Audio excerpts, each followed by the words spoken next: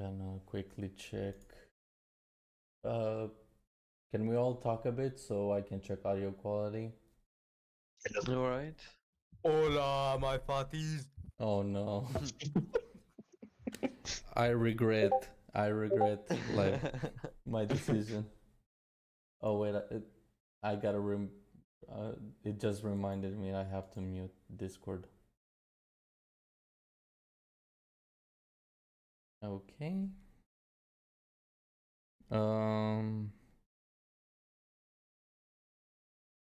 Okay. Back up. Alright. Hello. What's up? I have demons. What demons? Those voices in my head.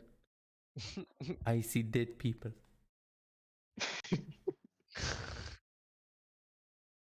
I am a zombie.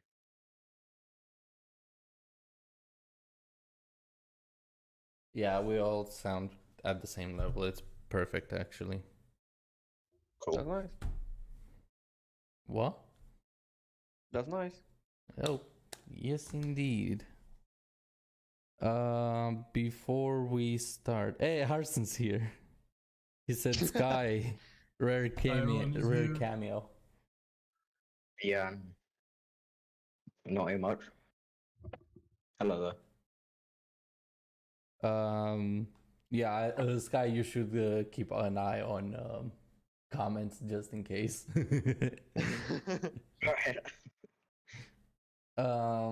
But before we start reacting to the video, what do you guys think of Assassin's Creed in general? I think it's a good game, but anything I just remember about this game is why I'm playing this with friend like 5 years ago in his room, and I remember it was fun.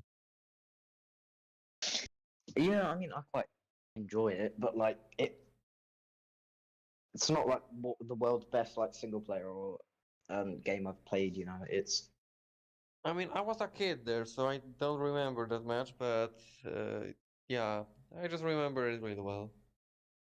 yeah, I haven't played it in a couple I years played either. it. It was good, but nothing much. I was thinking more referring of talking about the franchise, not just one particular game, but okay. Franchise itself, It- it's repetitive. Yeah. Mhm. Even Arson said dead game. Mirage is gonna be a dead game.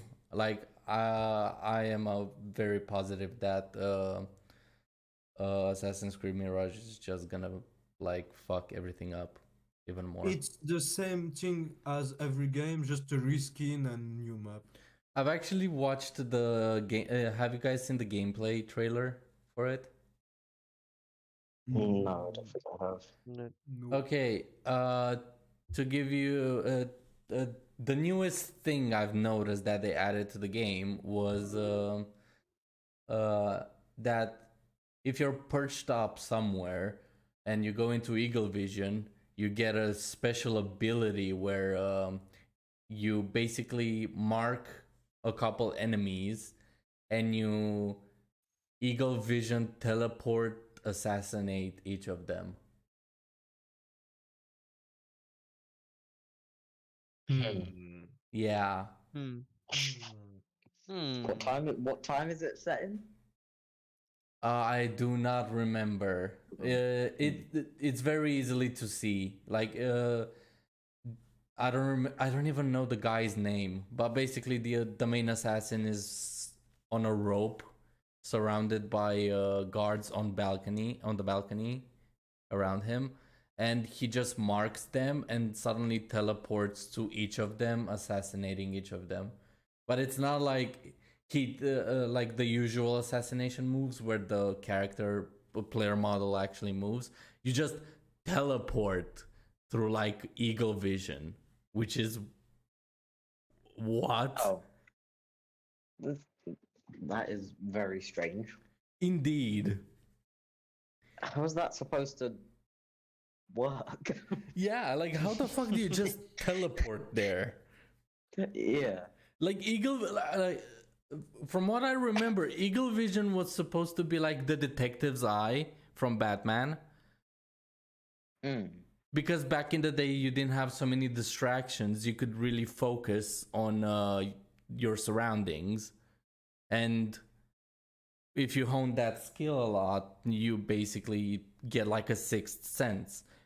Or, I don't know, it could also be related to the assassins themselves. Like, everybody has it, and you basically train to gain access to it, kind of like the Force in Star Wars. But Yeah, but like how yeah, it did he never just not was have it something in, like, every physical. single other? Also, did he not have it in every single other game? No, I'm no. This confused. ability is new. This ability is new specifically to the game. Yeah. But that's the thing. It's an like, I get it. It's an amazing ability for gameplay.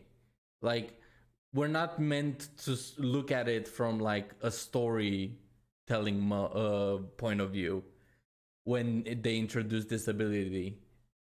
The main reaction was supposed to be, I assume, oh wow, it's cool, new like new abilities, new kill like methods to kill as an assassin. However, they're also telling a story which was grounded in reality mostly. Like, remember in the first Assassin's Creed game how many like cutscenes they had explaining the like voodoo science behind it all?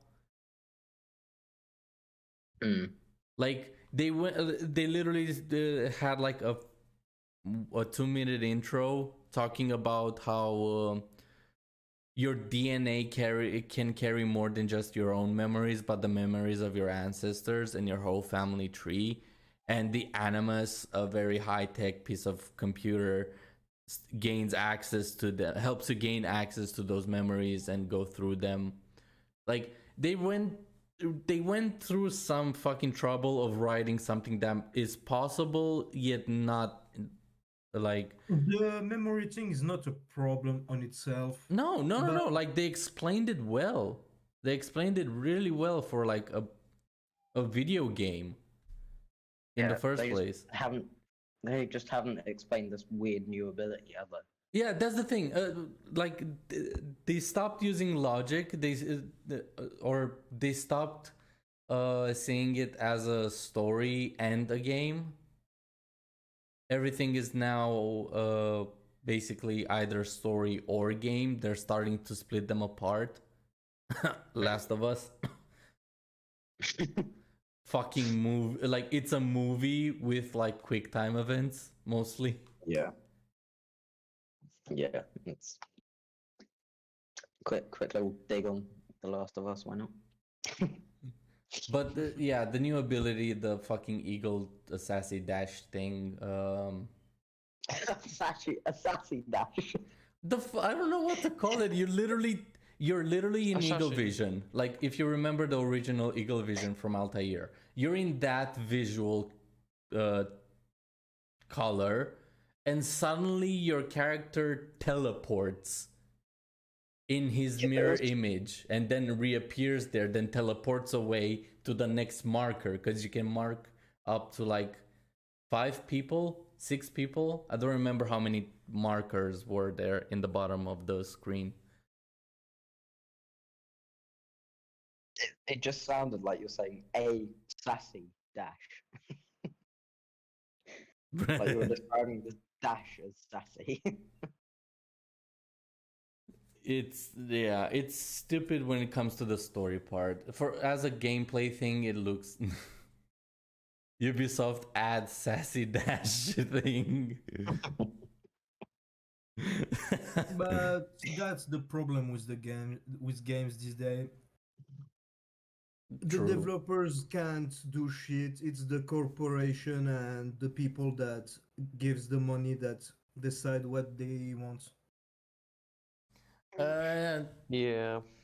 In a Actually, way, there is such a thing as also bad game developers. Y'all remember the Avengers game?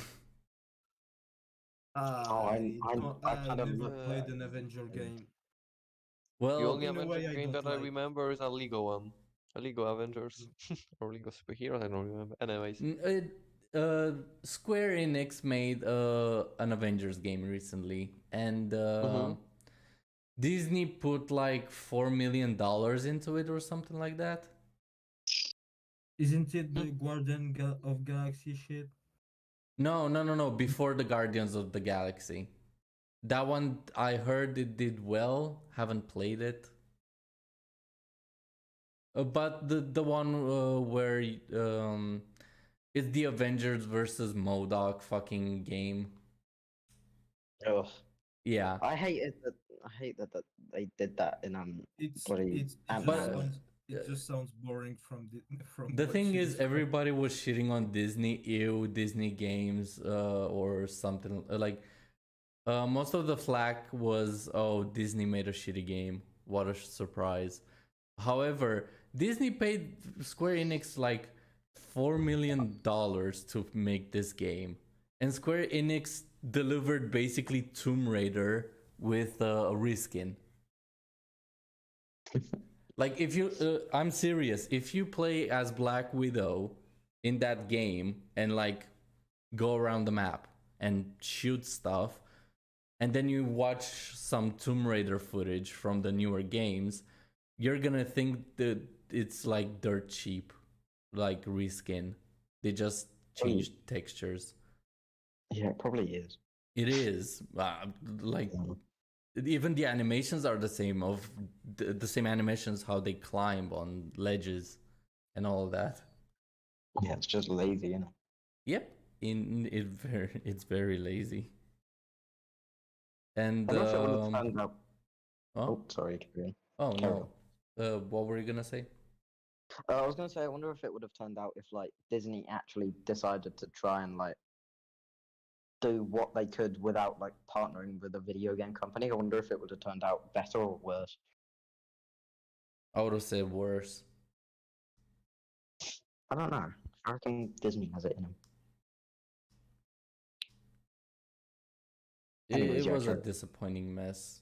And it wasn't even fucking like working properly when you first got it. I got it on computer and it was crashing like a fucking truck.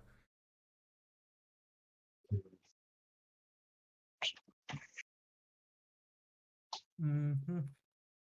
But yeah, it can be multiple reasons why a game fails. It's just you really need to just pay attention to what the faults of the game is and like narrow it down. Yeah, true. Oh shit.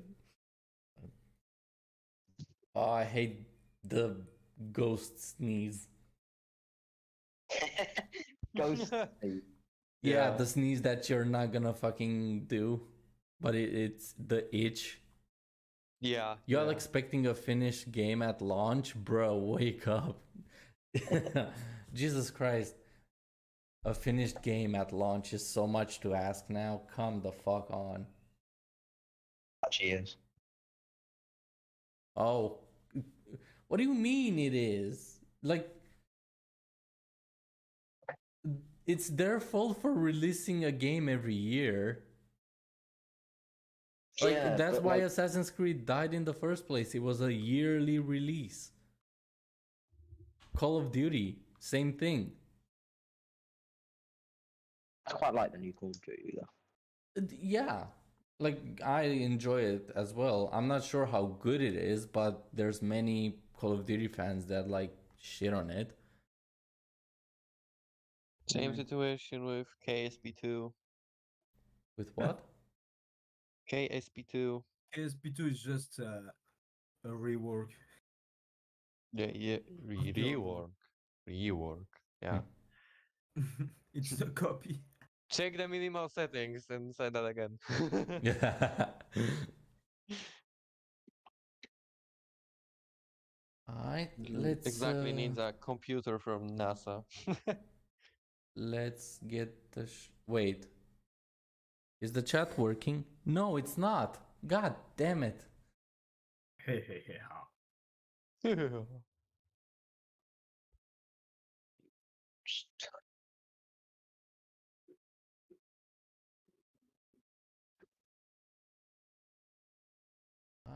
let's give me a minute.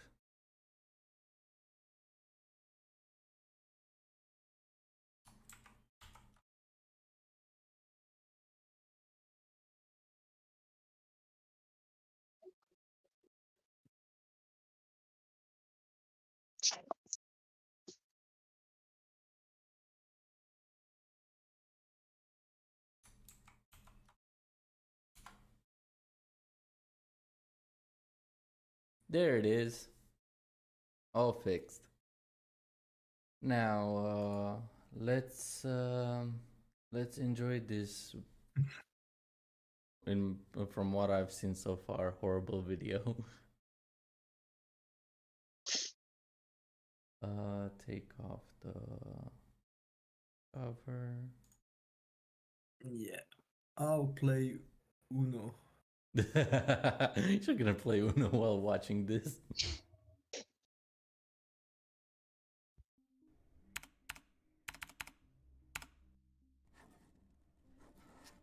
Assassin's Creed sucks now. The first time I heard that was in 2011, when Ezio's monumental popularity was starting to wear thin, and fans were getting antsy for an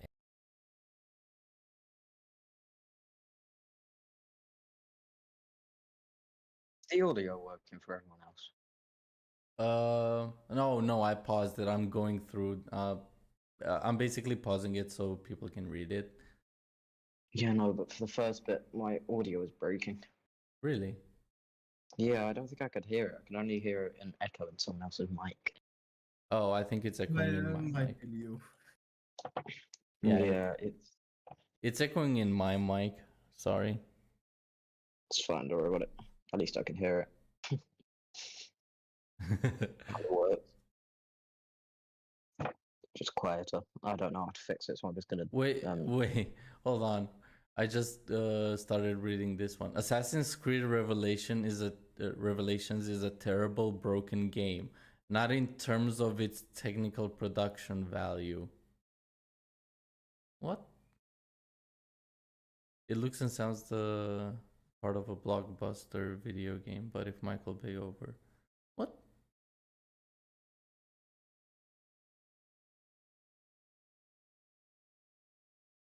Mhm.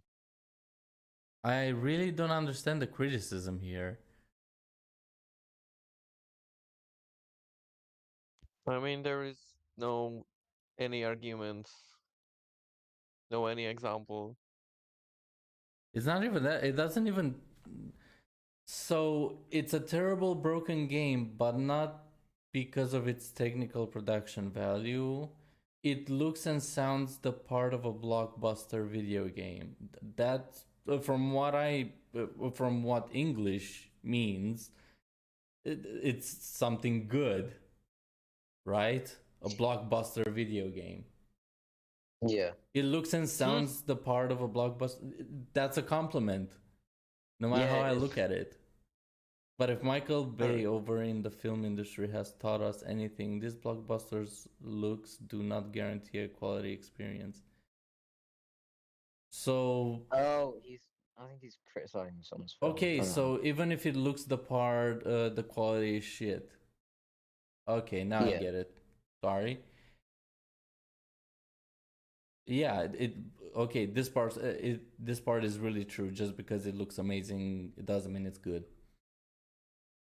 Yeah. It's pretty simple. Now I get it. It's really, really poorly worded. It's a bit. It sounds like it destroys itself at this part.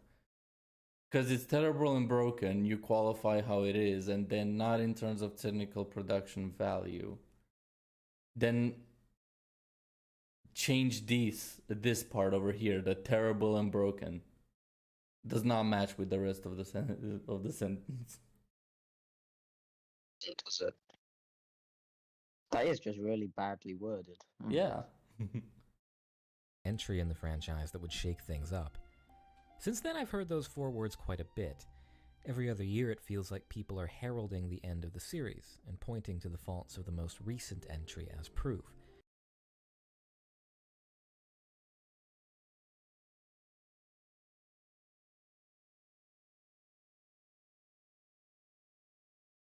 Well, Assassin's Creed Soul died when the Ezio trilogy ended. Why? Yeah, 3 was a bad game, but you cannot say, or it was with its own issues, but like, even the Ezio trilogy apparently had its issues. I don't know. Like, I understand why people would say Assassin's Creed died when Desmond died, because it was Desmond's story at the end of the day. It's like you killed your protagonist, you killed everything. Technically, Assassin's Creed Black Flag, Assassin's Creed 4, is, dare I say, the best they ever made when it comes to a video game. Not story, like the story makes almost no sense. That's when the story kind of died immediately. When it comes to the real world Desmond stuff, but as its own thing, it like the past part, it was very entertaining, and it was very detailed and looked like a passion project more than anything. It didn't look like a cash grab. And technically, this one's also true. Was Syndicate the last true Assassin's Creed game? Yeah, because after Syndicate, they made Origins. And Origins literally turned it into an RPG. Yeah. The horror.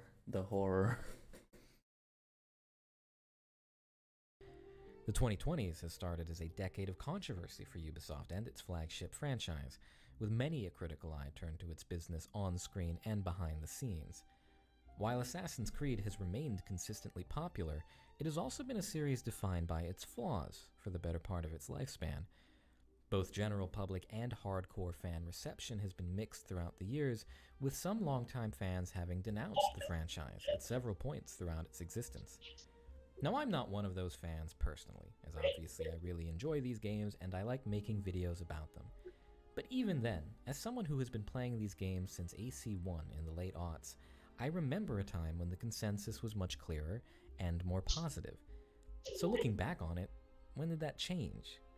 At what point did people's perception of Assassin's Creed go from exciting underdog to the pinnacle of AAA greed and laziness, discussed in the same breath as yearly FIFA games? It's not... The moment it became a yearly game, I guess.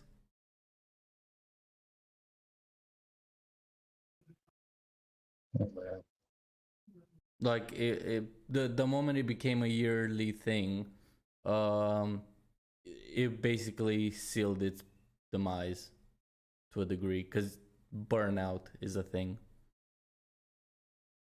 Yeah, true. Like, yes, through like since Assassin's Creed 1 was basically blew up in popularity, it started being a yearly thing.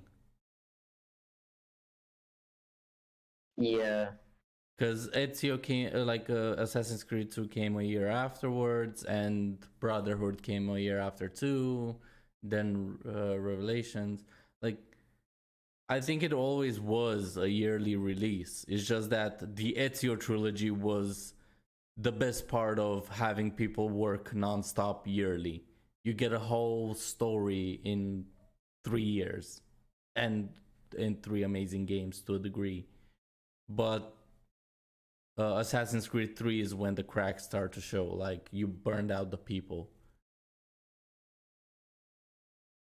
They were passionate about a story, and now you're putting them into a new direction altogether. Yeah, they just kind of completely like swerved off it, didn't they? Oh yeah. Well, The three didn't really swerve off from it. 3 was quite a generic release, if you think about it, because the story was horrible. In terms of the characters are mostly bland and like their actions don't really impact the overall story that the world is having, because it takes place when America is gaining its freedom from the British, and Connor, the main assassin, doesn't really fit in. Besides, he helped out with the, like, all he did was help out with the war. Technically, he didn't fight the war. He didn't fight because he believed in the American freedom or whatever the hell they were having as the story. Because it's not clear when the war starts, why the war starts. It's just, oh, the war started, Washington needs your help, and you're helping Washington as an Indian man. And the only reason you attack the British is because of the person that you thought killed your mother is on that side. It's odd. It's an odd story for an Assassin's Creed game. Yeah, I guess it was a bit like it was a bit there was a bit missing, almost. Like there needed to be a bit more, like almost like backstory to it to be able to actually. You know what I'm saying? Yeah. I guess its main issue was that at the start of the story you basically do the assassin stuff with a random guy. He's not wearing assassin robes or Templar clothing in any form. He has no brand on him of the sides, so it's kind of confusing. However, because he moves like an assassin, we assume that he's an assassin. Then they pulled a rug from under us like a quarter into the game, after the introduction, that he's a Templar. Okay, this should be interesting. A couple minutes later into the story of the game, now you're an Indian boy. And that's the main protagonist. It had a lot of weird choices, as both with Desmond and the history part of the story.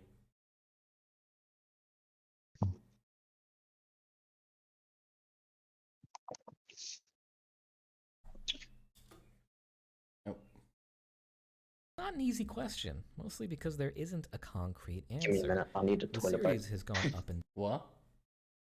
I'm going to toilet. Give me a minute. Alright. Colt, Dart, Yep. you're alive? I'm here. Yeah. Care to join? I'm getting Mm-hmm. demolished. In Uno. Yeah. That's sad. I'm watching. Do you have anything to say on the topic? I mean, I don't even know what to say because, as I said, I don't have big knowledge about Assassin, but I mean, you can Maybe I always could- ask questions like why certain things we say. Like, Mm-hmm. you can ask about the story specifically, and I'll try to remember as best as I can, since I played 3 a lot, because it came with the Xbox that I bought at the time. Mm-hmm. And because it was either that or Crisis 2. After I finished Crisis 2 a billion times, I started playing Assassin's Creed a billion times. And yeah, it was a boring story, boring and tedious process to go through. It literally felt like the Assassin's Creed gameplay is just you change the story and like the characters. Oh. It really felt like a DLC. Mm-hmm. They did improve like the parkour. Now you can climb in trees. They added the ship battleship mechanics. They did certain things that were amazing for the franchise, but at the same time they also ruined the franchise while at it. Nice. Like one of the biggest complaints is that you don't get the assassin outfit until like midway through the game, and when you finally get the outfit, wear it, you're forced to go into the real world with Desmond and do shit. And as subjective as that sounds, like it's a complaint many people have because it's a tonal shift. It's like the story is taking you one way, then suddenly something happens and it interrupts everything. It's kind of like wait, have you seen Doctor Strange Multiverse of Madness? I didn't watch it, but I know minimal things about it, I guess. The generic trope of superhero talks about something important with love interest and suddenly explosion in the background. We gotta go save. It's that thing. And I'm not saying using it is just using the thing is bad. It's just for like the context of it is painful. As a like you the developers should have thought of maybe we should give him the outfit and get him into the Assassin's Creed earlier, so people don't just go, what the hell is my purpose? I'm an Indian guy looking for revenge.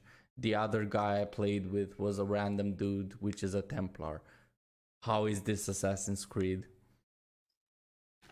So it seems like you are not an assassin for like a half of the game. Nope. For like half or a third of the game, you're not an assassin. Well, you are. You literally have the assassin moves, assassin abilities, all that shit. You slowly unlock things along the way. But overall, yeah, it's basically you're not a fully fledged assassin technically. It sucks. Yeah, I agree. That sucks. And when you are finally not an assassin. yeah, when you finally get into the Brotherhood, we gotta go do some bullshit with Desmond instead of doing something interesting with Desmond, like in Assassin's Creed 2, where every time he would hop out of the Animus, he would practice what Ezio did. So he would like train to become an assassin through mental and physical at the same time. Oh. Yeah, because in the story at least, the Animus can give you a form of damage on the brain, and if you overuse it, because you're accessing memories that aren't yours, so you're slowly starting to lose who you are. And Desmond unlocked the eagle vision because of this effect, from using Altair a lot. And right, that makes sense. What? That makes sense. Does or doesn't? Doesn't. It does make sense to a degree. It's like muscle memory. Like imagine you go to sleep and in your dream you try to learn swimming. All right. And it's the same dream over and like you do it a lot over a week. Do you have the confidence that you could at least handle yourself in water? Oh, that's what you mean. Yeah. Right. All right. Because I agree. Altair would, Never mind. because Altair was an assassin, and what Desmond did was basically relive those memories. So he's just like, it's like having your body puppeteered by the plot, in a literal sense. Yeah. And because you're watching it as a different person than who the memories belong to, you kind of passively gain the skills from them. It didn't make him a master in the first place. Like it took, like you only unlocked the eagle vision around the end of the game. There is such a thing at the beginning of the game. If you try to activate the eagle vision when you're Desmond in the first one, you kind of have an eagle vision, but it's very dim and doesn't do anything. It's kind of like, haha, nice, you tried to find Easter eggs. However, at the end of the game, he unlocks true eagle vision, I guess we could call it, where he sees blood in the room that he's been given because of eagle vision. Because whoever cleaned it didn't do a good job. Is Sky here? Yes, I'm here now. Oh, welcome back. Thank you. Laziness, discussed in the same breath as yearly FIFA games? It's not an easy question, mostly because there isn't a concrete answer. The series has gone up and down a lot. There can be a concrete answer. You just have to look for it. You just have to go in depth of why everything started to crumble. And there are entries that fans have been kinder to in hindsight than others. As a result, this is going to be somewhat of a history of Assassin's Creed video, because I want to explore how the series started and what it has been going through to get us where we are now. I'm going to talk about all the mainline games in the series, but I am going to ignore a lot of the other media, like comics and books, because while I have read some of them and enjoy many of them, they haven't really made an impact on the series overall. Also, books don't matter. A story should, like, let's say Black Flag had a book that explained some plot hole in the game. It doesn't count because it's not in the game. It should be part of the game. It's the same with comic books and Marvel movies.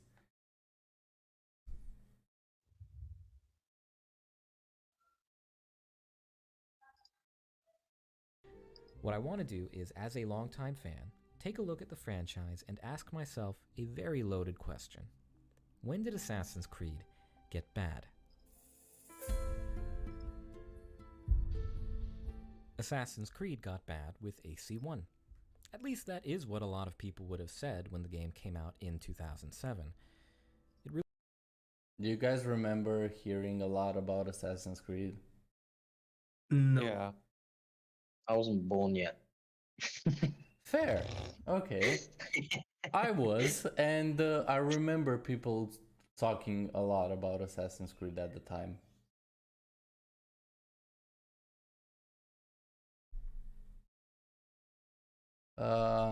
Actually, let's. Oh no, bad idea. Wrong tab. I'm gonna quickly Google Assassin's Creed 1. How well it did.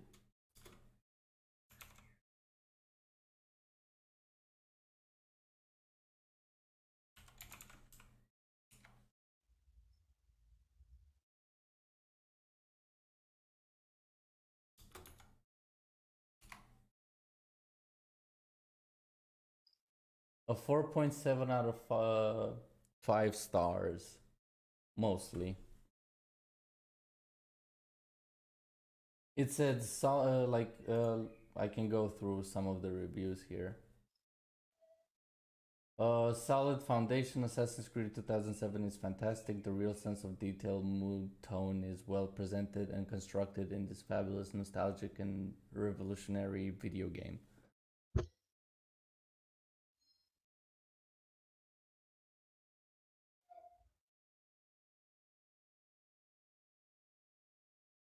Yeah, there's a lot of reviews that just praise it, really. IGN gave it a 7.5, so it's kind of his point kind of became mute. I'm not saying that IGN is right. However, he's saying that a lot of people hated it since the very beginning, and that's clearly not true to a degree. There are fans that like it and fans that don't. Released relatively early in the PS3 360 era, and Assassin's Creed was an experimental game by the standards of the time. Back then, Prince of Persia: Sands of Time and its creator Patrice Désilets had helped put Ubisoft on the map with its beautiful visuals, unique setting, and emphasis on linear 3D freerunning that I don't believe has really been matched to this day. After the Sands of Time trilogy, Ubisoft was looking for a follow-up that could match its quality and reception. Prince of Persia: Assassins would be the idea pitched by Désilets.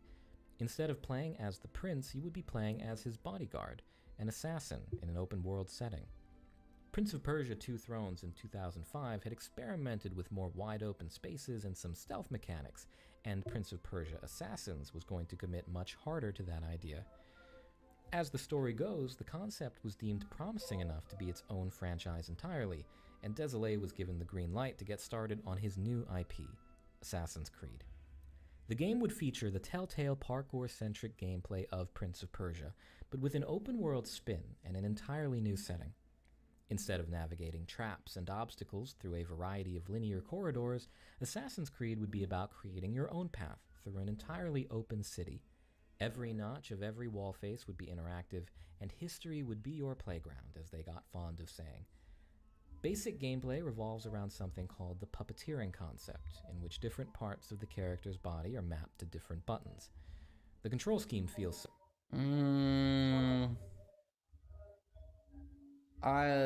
Not really. The main idea is that you have a joystick that you point in the direction you want to go in.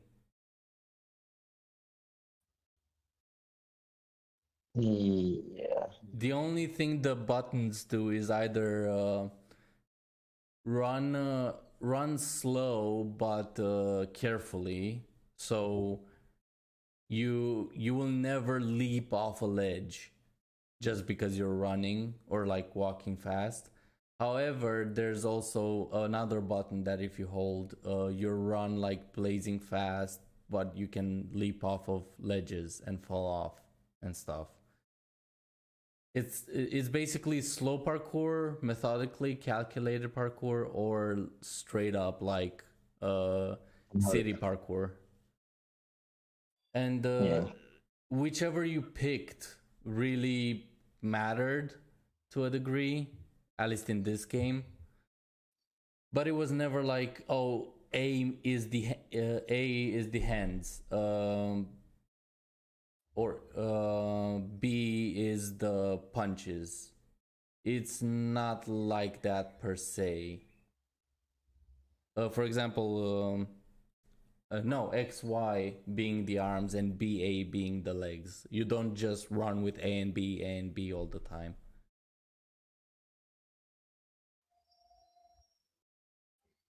so familiar looking back on it, but at the time it was very unique. You would go to 3 Holy Land. Lara Croft, Tomb Raider did this ages before Assassin's Creed, and it did a far better. Like Lara Croft actually does have like individual body parts movement. you had walk, you would have multiple options of how you move. You either walk, run, or sprint.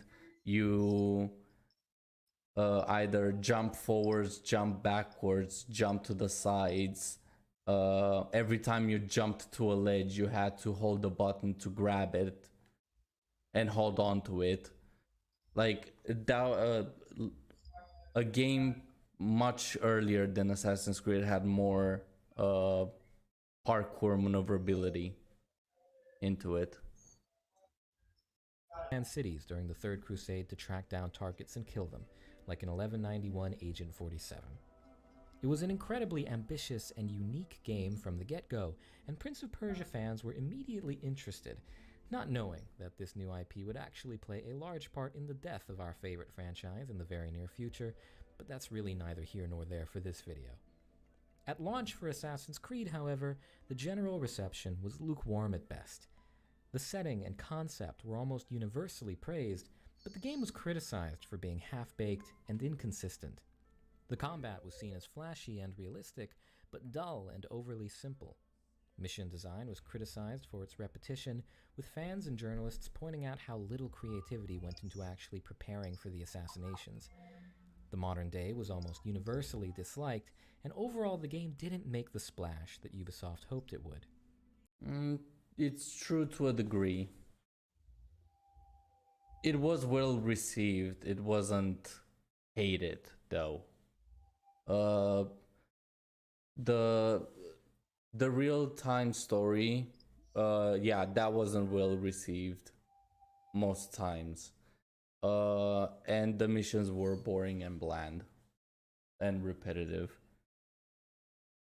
But you did have a lot of city diversity. You had like 3 giant cities to deal with. That said, it wasn't without its own following. A not insignificant group of people saw AC-1 as fantastic proof of concept. The traversal was unlike anything we had seen before, and the combat, while simple, had such smooth, realistic animations that did suck a lot of people in. Mixed reception or not, people wanted more Assassin's Creed, and Ubisoft was intent to run back some of the mistakes they made with their freshman title.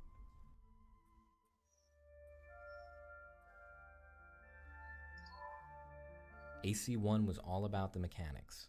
Build a character who could move fluidly, clash blades with every non-lethal strike, and formulaically dismantle his enemies one overheard bench conversation at a time. AC2 put a different priority front and center. Fun. How could the team take everything they spent so much time working on in AC1, but make it appeal to a wider audience?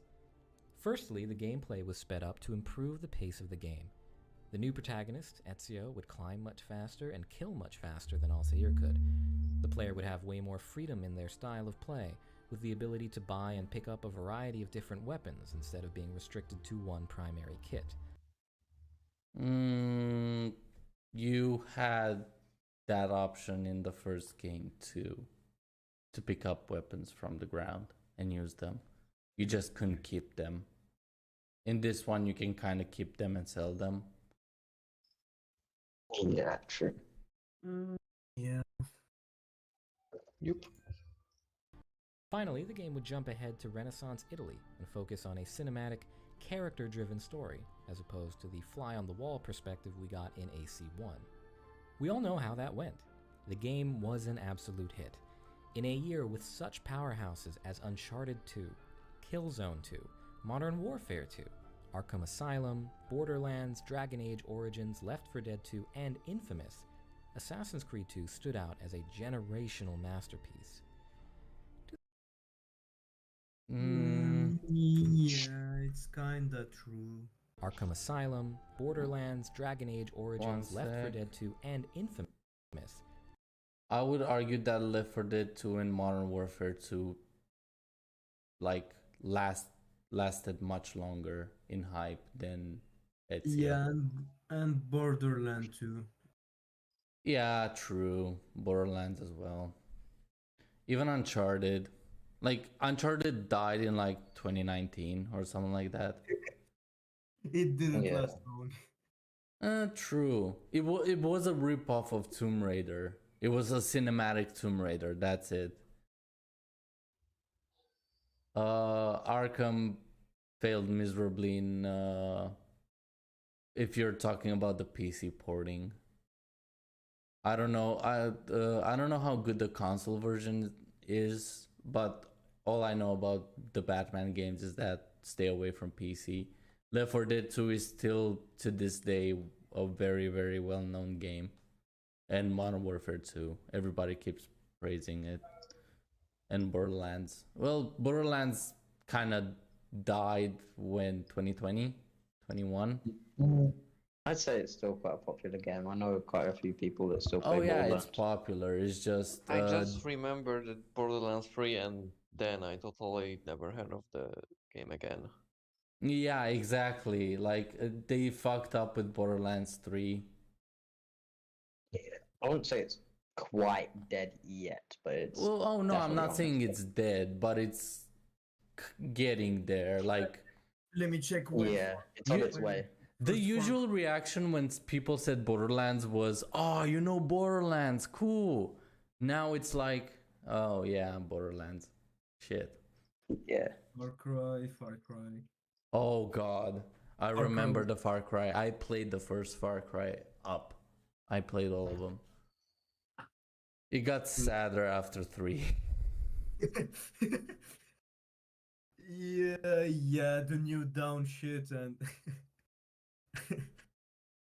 new down syndrome. Oh god. Assassin's Creed 2 stood out as a generational masterpiece. Wait, 2008.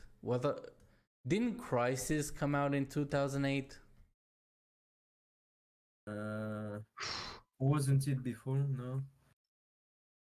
No, he's comparing it to games from 2008 when it released. It's like 2007, I guess. I don't know. 1 year before. Oh no, Assassin's Creed 2 was released in 2009. Crisis is like 2007, 2006. I don't know. I was 2. I was the age of 2. Yeah, it's 2007. Okay. 2009 was a really good year for sequels. Anyhow, people fell in love with the setting and the main character instantly. Were there many sequels in 2009?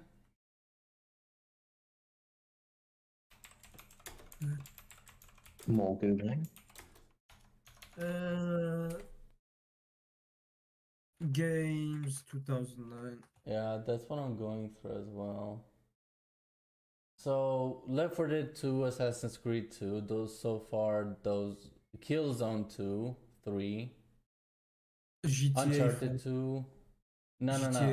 GTA, Sequels. He said like, wait, did he say sequels or number 2?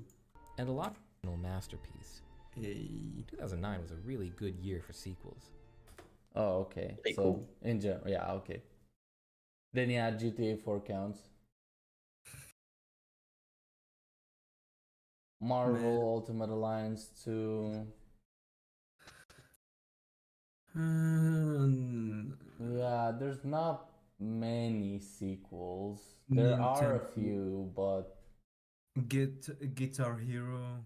Resident Evil 5, Uncharted 2. Man, I need to rebuy the Guitar Heroes. I missed the games. Yeah, there's a Transformers Revenge of the Fallen.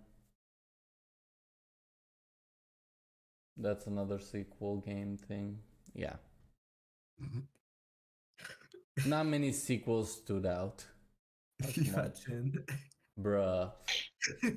Any FIFA game, get it off the list. Anyhow, people fell in love with the setting and the main character instantly. True. And a lot of the problems people had with AC1 were addressed. Combat was still criticized, but people appreciated the faster pace and weapon variety. Taller buildings meant more free-running opportunities, and the story, which spanned 20 years of the protagonist's life, resonated with fans around the world. On top of that, the modern-day segment rarely interrupted the action compared with AC1. In some ways, Ubisoft sacrificed a little bit of its uniqueness to make a better game. What do you mean it sacrificed a bit of its uniqueness? It's a yeah.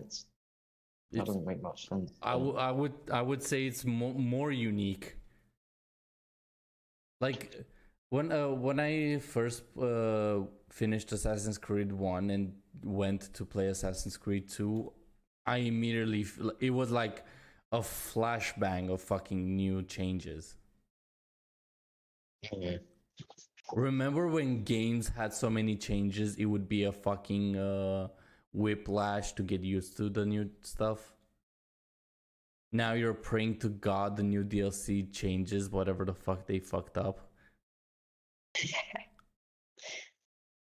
Actually, right. Ezio is an assassin, sure, but his story is primarily a revenge tale, where he plays the part of the lone wolf, not really committing to the Brotherhood until the final act.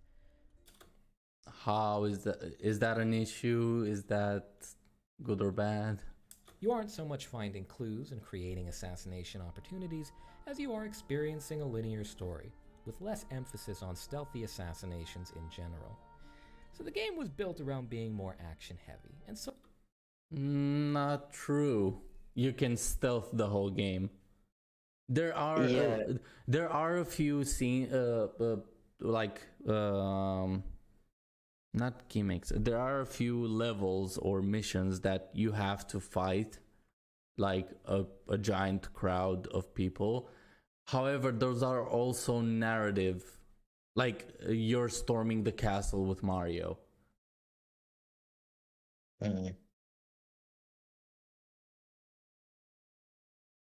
Yeah, it just depends how you want to play the game. If you want to play it just storming and killing everyone, or actually you want to I think he has take the it stealth. idea. I think he has the idea that it's mostly like a combat simulator more than stealth, because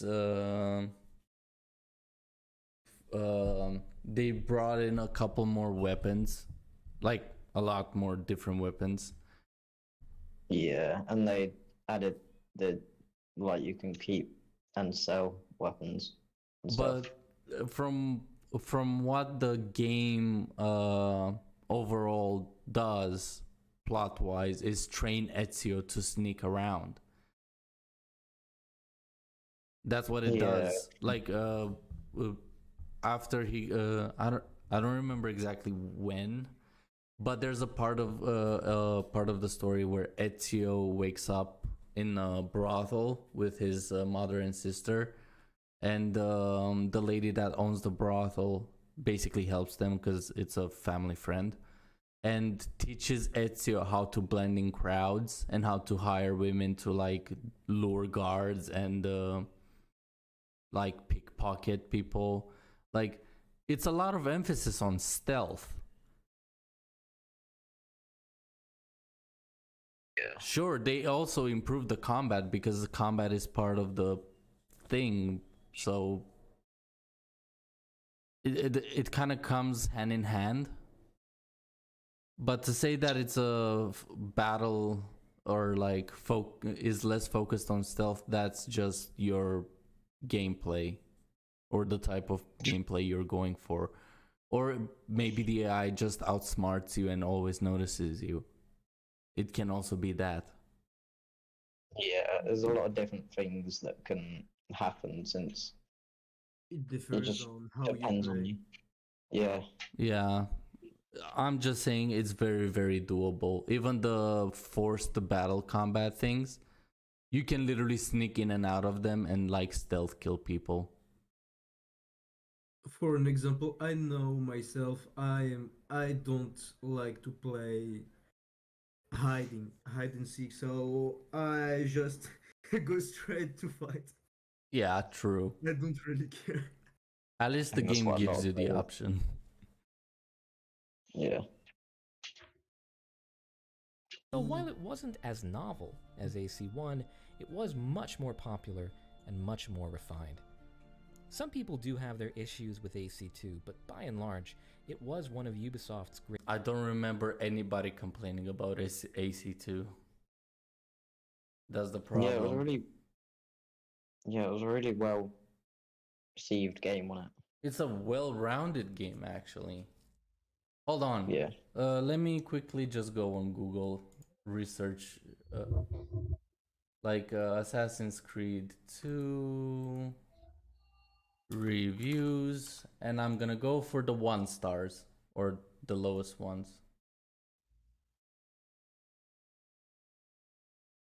View ratings. 1 star. Honestly, I hate this game with a passion. The fact that the fact that I'm obligated to give it a 1 star out of 5 is ridiculous. I feel like my basic human rights have been taken away. What the fuck? Ezio is such a con artist. He may have sucked everyone else in with his so-called heroics, but I see through it all. Good blokes like Bayek of Siwa and Elvor. Oh, this guy is mentioning the fucking Viking Assassin's Creed. Jesus. What was it? It was In a way, Bayek. What was it? Yeah. in a way, Yeah. Assassin's Creed now, if they want to make a new game, they need to punish the players that don't play like an assassin. Yeah. They need to make something that punish you, so you get swarmed or you get one-shotted. Yeah, like some games literally make it impossible to go guns blazing because there are just so many people there. So you actually have to play it as they have intended for you to play it. Definitely not Cyberpunk. You definitely not get overpowered by people with big implants. You know you're not playing an Assassin's Creed game when a hidden blade to the neck isn't an insta-kill. Yeah, Yeah, true. you instantly kill, but you need to be stealthy. By And the if way, you're not dead. guys, listen to this comment. This is one game with 2 games that are downloadable, not 3 games in one. And mechanics feel worse on Switch as compared to original consoles. It was Also, released on buy at own risk. What? Nice. Wait, it doesn't even make sense. I know. Some people. One of another comment. This against the Islam. It should be banned. What the fuck? What the fuck? Exactly. Like Ban What? Ban I mean, Call of Duty. Like, yeah. Anyway, I'm I'm jumping out waiting this for a rabbit hole. comment that actually says there is no people from LG. You know. I don't know what.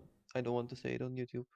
I You mean, Say it. you can say it on YouTube, can't you? Say it. Say it. LGBT. Say it. What about him? I mean, Game cancelled. I'm waiting for a comment that says there is no LGBT, and that's why he hates the Oh, game. fuck's sake, In no. Assassin, I mean, Let's The not go game there. is not- Let's not get the game is political not because we're gonna go inclusive. down with the ship real quick. Game not inclusive. Did you see that? Right. Sorry to shift the subject, but like there was this. I don't know if it was a meme or not, but I saw it on like Instagram or something. It was like this LGBT like I think it was them, like the verified Twitter account, commented on a Rainbow Six page and said, "Can we at least have a rainbow flag in the game somewhere?" And then Rainbow Six Siege just replied with no. no. I remember. Yeah, I remember. Yeah, I remember. that was funny. Jesus. Yeah.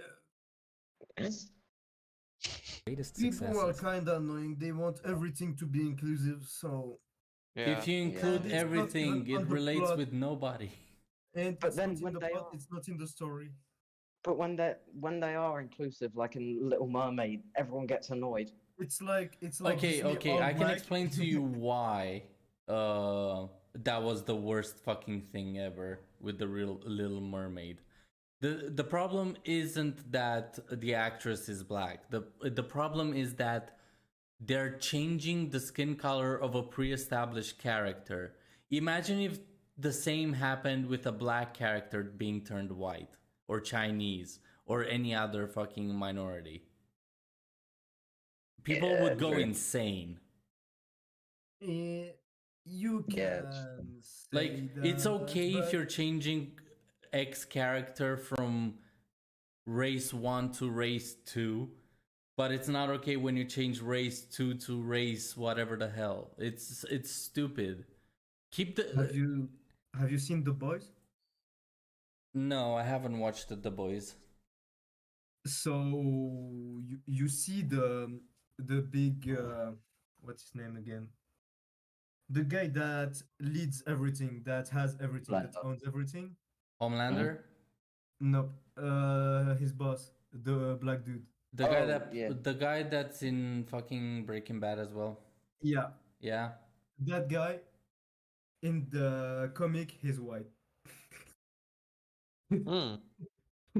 No one realized. Does it affect again, No. does it get affected in any way? No, because the actor is good. Who was the actor? Goose. Oh, Gus Fring. Mm. Yeah, that's fair. And so it doesn't sound so people don't think it's a double standard. Why No, it's why not that can't I bad call because- Leo a person who likes the same genders as himself? What? Wait, Yeah, what the come heck? Ready? Oh, Sam, fuck off. I just realized what he was trying to say with that. But yeah, the difference between the Little Mermaid and the Gus Fring being the boss of Homelander, but it was actually white in the comics. The difference is that motherfucker is a side character. The main characters are the heroes in that show, from what I understand. And Yeah. Ariel mean, is not the really a main side because character. He's important in a way. Oh yeah, actually another thing that's very similar to this. So I think you've heard that How to Train Your Dragon is getting a live action. Mm-hmm. Oh, And that could be cool. Astrid is like, it's Viking times. Everybody's white, everybody's blonde with blue eyes. Vikings, you know, the generic stereotypical. Oh no, not the Black Viking. Oh yeah, haven't the done act like Oh. they literally hired a black actress for Astrid. How to Train Your Dragon was so good. I know. Oh, god damn it, man. Oh, do you want to know what killed How to Train Your Dragon? A stupid ass fucking TV show. Oh, It's Yeah, even that one. worse. Well, How to it Train is. Your Dragon didn't get destroyed by a movie. That's horrible. It got destroyed by a fucking TV show. 6 Yeah. episodes a season. yeah. Even the new film was actually really good. The third, Like, all of them. Well, Yeah. the weakest one is the second one, but What was the overall second they're one? all It was- good movies. Wait, what was the second one? The second wasn't one the one with with, the like, the Bewilderbeast. Oh, I quite like that one. Yeah, yeah. I There thought- are good parts in that one. That's what I'm saying.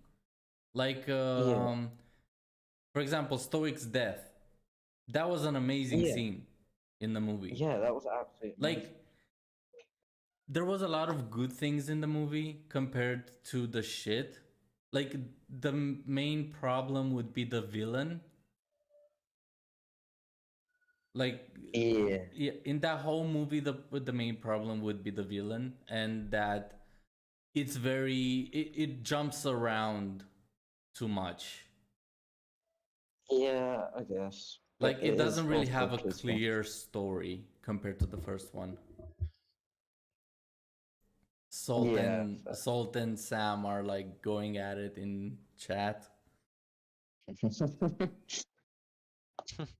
Oh, But yeah, Jesus Christ. everybody lost their shit that Astrid is a black actress, is played by a black actress, and some people are starting to come to her defense, be like, why do you care so much? We all know that Astrid is comically perfect, like, you know, kind of like a caricature, like she was always Yeah. made to look perfect, so no woman could actually match her. Yeah, 50 that's bucks, 50 bucks, you can go on OnlyFans and like in 10 minutes find someone that looks close enough. Yeah, or I reckon it's probably some sort of weird. There Yeah, is like, like there's cats I or can like I can imagine how Astrid would look in reality. Like it's possible to see how she would look as a real person. It's not that fucking hard. Yeah. For example, there was rumors of a kid that looked pretty close to Hiccup to get the role. However, with the last update, he got replaced by the new guy, which doesn't look anything like Hiccup either. Oh, so it's gonna be really bad. Well, no, I knew it was gonna be bad the moment I heard live action How to Train Your Dragon. I mean, it has potential because I How to know Train it Your has Dragon is potential. so good. Like it could easily be turned into a live action, like the Lion King. That was like air quotes live action. I thought that was okay. But that's the thing. Whenever they make something live action, they ruin it. They because it. Okay. For I don't know exactly how it went up for the Lion King since I only saw the old animation, not the new movie. Yeah. However, we from what we've seen happening with books like Lord of the Rings, as amazing as Lord of the Rings is, it's not a one-to-one with the book. Or the Yeah, books, true. sorry. So since How to Train Your Dragon was mainly a animation concept, that's why it managed to get so much out of it, out of the story, was that you're not restricted by reality when it comes to the dragons. Like the CGI budget is gonna be much bigger than the costume budget by a landslide. I have a feeling that the CGI might literally be like really. I know Just- they can make Toothless. Like all they have to do is like drag and drop Toothless into the camera. They have the 3D model for him. All they have to do is kind of like tune it up a bit so it doesn't look cartoonish. They've actually done. Believe that didn't they do like a there was some sort of like sponsor thing for some sort of energy drink, like an ad, and they actually like CGI'd a Toothless in there licking the bottle or whatever. I haven't heard of that one, but I do remember seeing the Cops Christmas thing where Toothless stole the like light ball from the tree. Yeah, there were when it was around the third movie coming out, and Yeah, but but, the like, point is that they're gonna fucking ruin it because I know they're not gonna remake. Like if they remake the story 1-to-1, it's not gonna have the same impact because you already saw the story. 2, the actors are not gonna be able to match the same cues that the original did. Like I forgot his name, the actor that the voice actor for Hiccup. Oh yeah, no, Alexa, who's the voice actor for Hiccup? According to another Harrison Testament, the voice of Hiccup is Joy Baruchel DreamWorks. Yeah, Joy Baruchel. Yeah, there you go. Yeah. You cannot mimic his stutteriness and awkwardness just with Yeah, voice he did. alone. Like Yeah, he did it so well. even if they hired him to play adult Hiccup, Not even young Hiccup. Like they straight up went, okay, the voice actor is an adult. We skip to adult Hiccup, and he just acts as Hiccup since he did it for so long. It would still be kind of weird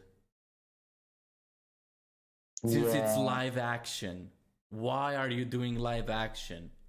You have amazing, like the last How to Train Your Dragon movie looked amazing. They had everything they needed. They have everything they need now to just make another a good quality How to Train Your Dragon.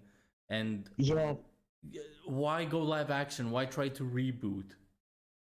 yeah, they could easily make like a yeah, just a fourth film, and yeah, like it's one of the things. It's not like Fast and Furious where it just drags on and drags on, and then you just get bored by like the 15th film or whatever. Like I wouldn't, But- I would keep watching and be entertained by like the 7th film of How to Train Your Dragon. Yeah, Even Fast It's- and Furious. Even Fast and Furious could have been successful if they actually made good written movies. yeah, true. That's the thing. A franchise can be basically eternal as long as it just does the right things and constantly like brings something good to the table. For example, I wouldn't have been this pissed about it or this doubtful about it if they said, yes, live action How to Train Your Dragon. It's not taking place with Hiccup and the others. I would have been like, thank God you already murdered the fuck out of the franchise with the 9 Realms. Don't ruin it more. And now we have Black Astrid and a fucking dinky Hiccup. Yeah. Yeah. Dinky Hiccup. Like we got it literally in Hiccup's words. Excuse me, barman, I think you brought me the wrong offspring. Yeah, it. Yeah. I am. I'm saying that it's gonna be a shit show. I predict it's gonna be a shit show. It might end up looking amazing, but I'm sure the story is not gonna hold if I put a lens under it. Yeah, I'm not sure that they're going to be able to continue if they do a live action, but I hope that they deliver and write the live action well. At this 'Cause I point, don't think- at this point, I'm split between wanting it to die so it doesn't do the same thing Star Wars did, like like get a whole trilogy to demolish it. Mm. Just die in one Yeah. movie. Like, okay, you fucked up. Okay, that's it. Cut it. Yeah, true. But I mean, I wouldn't. Yeah, I don't want it to. I really don't want them to like ruin and stop the potential that How to Train Your Dragon could bring. And They did. They already did. You should like look at the 9 Realms. yeah, I know, but I don't think they fully did yet. Not quite yet, but with this live action, they definitely will. Oh yeah, there. I hope they don't kill it. I hope they somehow manage to make it good. Yeah, me too. Really do. Like, I think the Lion King live action was really good, and I hope that they can deliver it like that. You should watch the live action Lion King to see what I'm talking about. You Yeah, I can't was go bad thinking with we could animals. watch it. What? You Yeah, sure. can't go bad with animals. Fair. Oh yeah, we were reacting to a video. Oh yeah, we You're were. reacting to Assassin's Creed. How to Train Your Dragon. When did Assassin's Creed go bad? Well, apparently it went like he said it went bad from the first one, or some people say it went bad from the first one. So video over. You Yeah, still lovely. he made a 46-minute video. Jesus, come on. How like that's kind of like stupid to say at the very Okay. like within 5 minutes he said. It helped make Ubisoft So, one of yeah. the premier Do we publishers approve of Sam's thing? I'm Can the ignoring. next topic be about Leo's gayness? Sam can choke on a chode.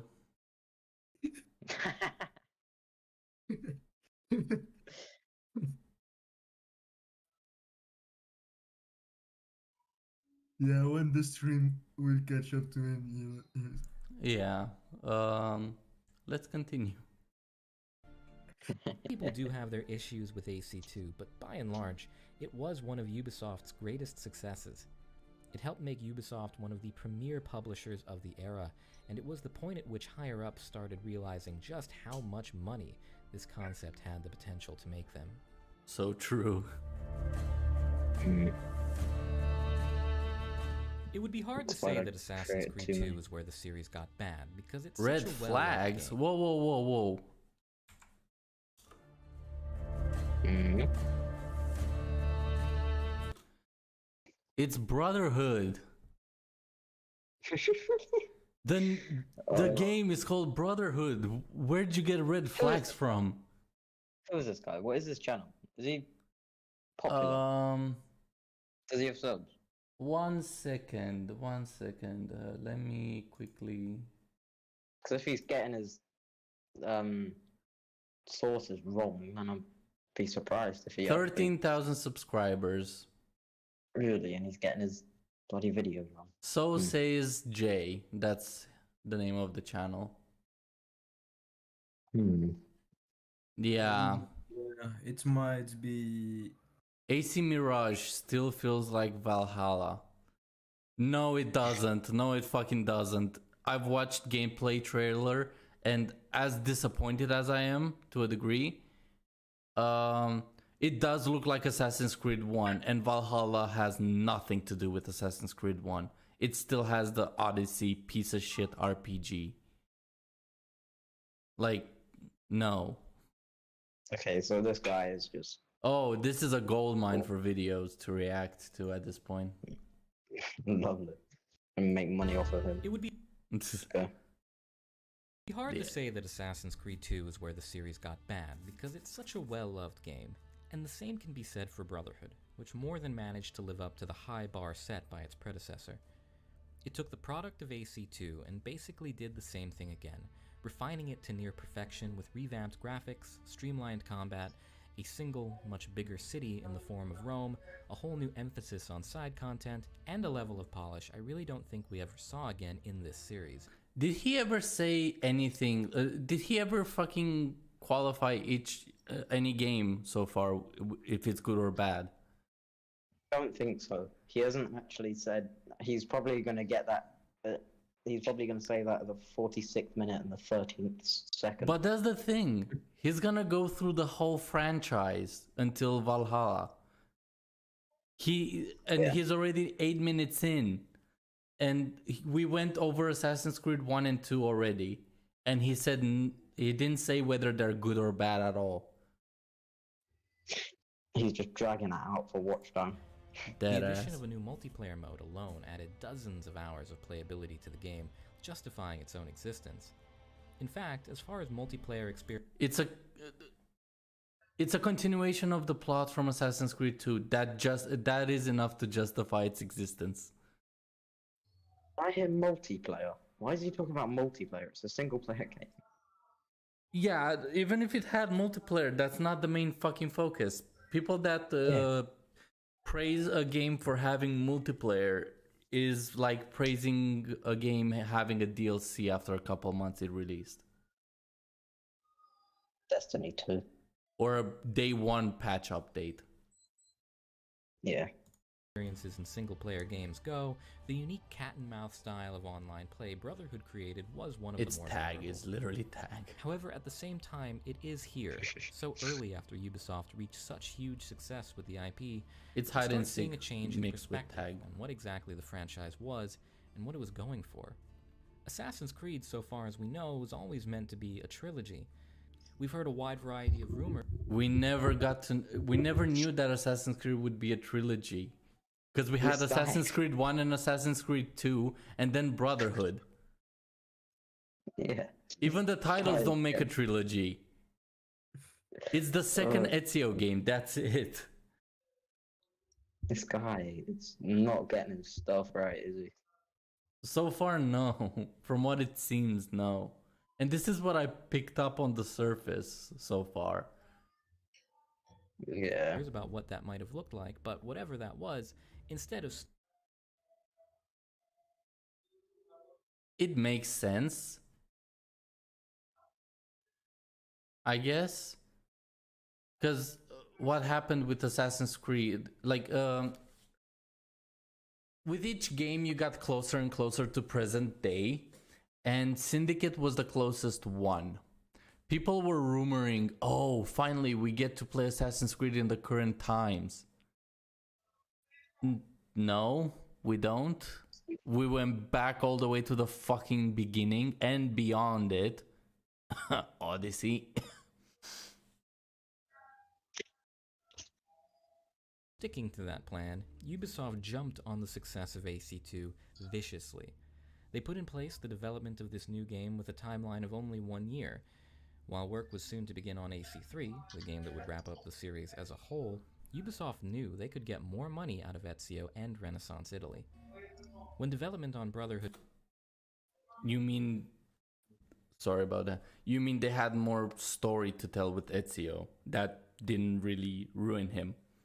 Because in Brotherhood, he basically starts up the Assassin Order in Italy, and basically starts making more and more friends and connections, which links with Revelations. It's planned out. It's what I'm saying.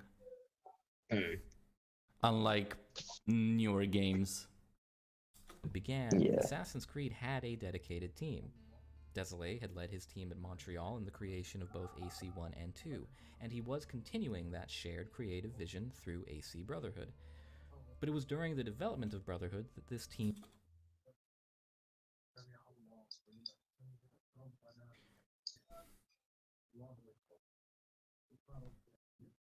Uh-oh.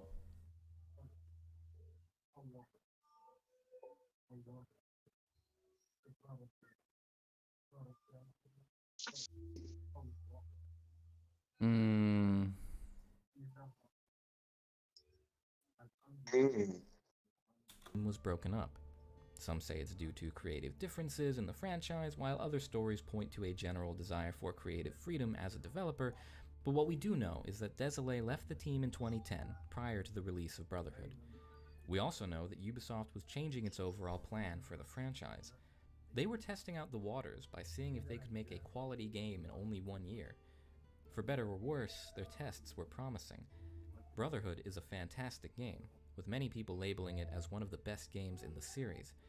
It may not have had the narrative weight of AC2, but in only 1 year they managed to make It had the same narrative weight as AC2.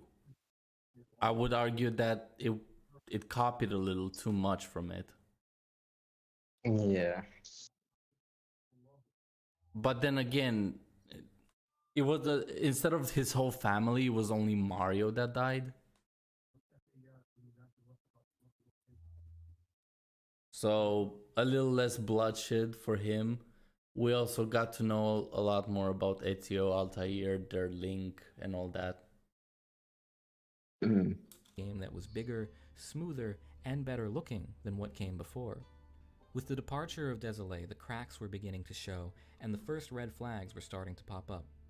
The game was great, but Ubisoft had now successfully completed a full game in only 1 year, and had begun to expand their plans for Assassin's Creed far beyond a trilogy.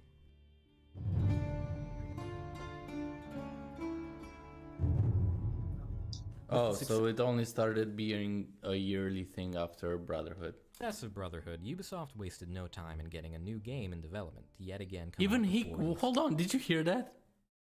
He called it Brotherhood, yet he's successfully completed a full game in only 1 year, and had begun to expand their plans for Assassin's Creed far beyond a trilogy.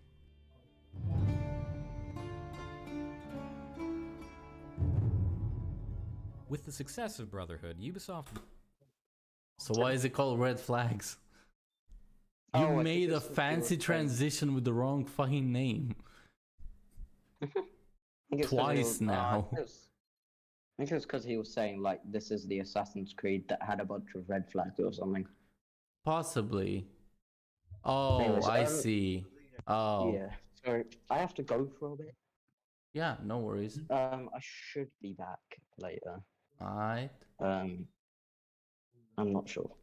Take Um, care. I need just but a see you 1 later. minute AFK. Wait, what? I need just 1 minute AFK. Yeah, no problem. Be Do back you want in us a to sec. continue or? Yeah, continue. Alright. Salt, you alive? Yep. Awesome. Wasted no time in getting a new game in development to yet again come out before AC3. The company was already working on a 3DS title called Lost Legacy, which would have seen Ezio traveling to Masyaf to uncover the secrets of Altair. Now, even though we were already in 2011 in our timeline, there are some entries in the franchise that I haven't brought up yet. Handheld games. We were only a few games into the series, but we all They have nothing to do with the Assassin's Creed. Like, handhelds are always, almost always, by default, like segregated to extra content. Like, like even now, Call of Duty Battle Royale game on mobile is not really in the same fucking caliber as the PC version. It's the same account. It doesn't change things, but yeah, you can play with the same account on your computer. Yeah.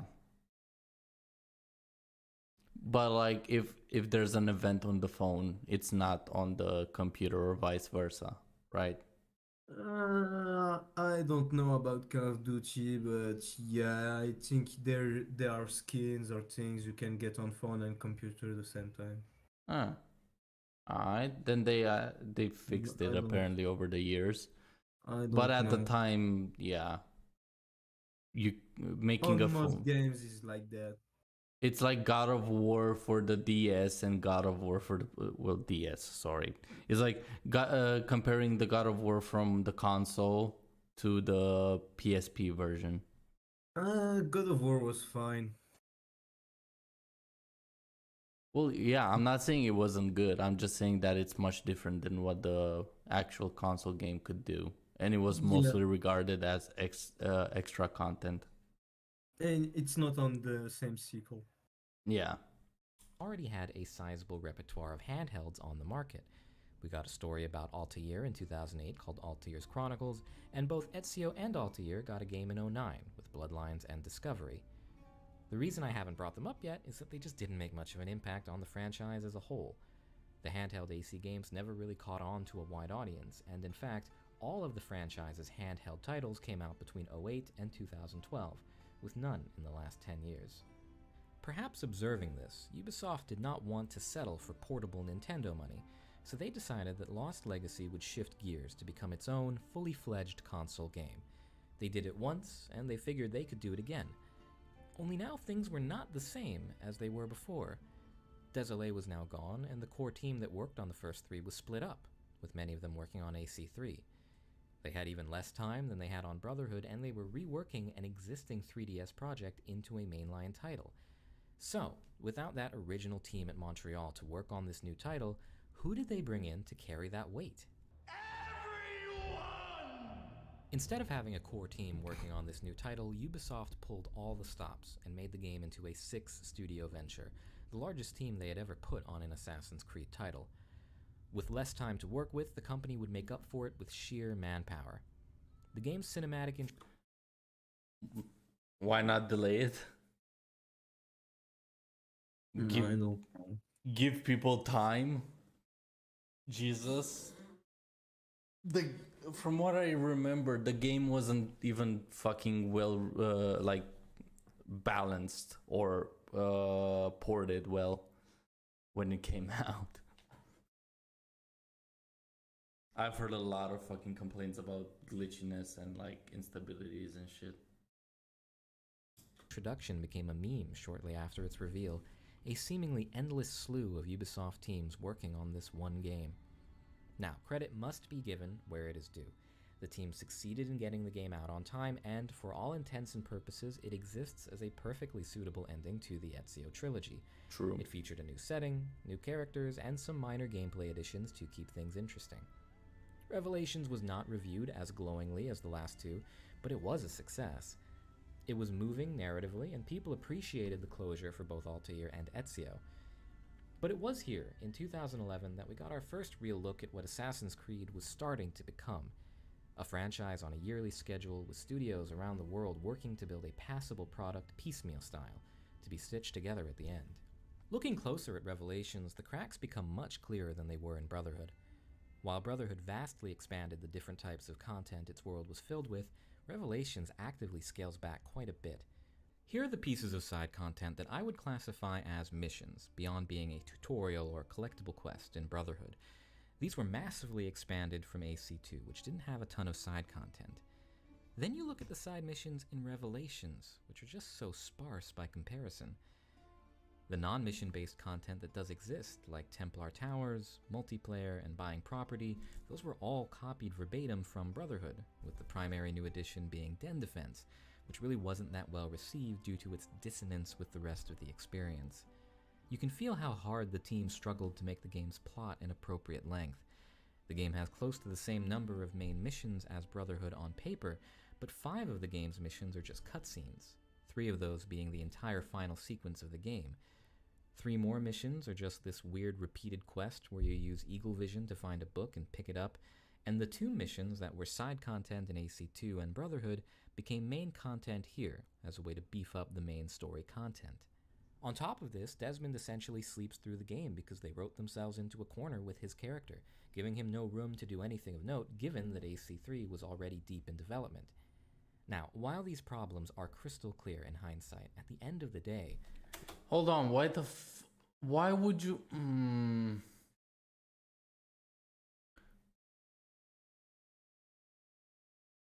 They had Assassin's Creed 3 fucking ready or in the works with a story before this? Come on.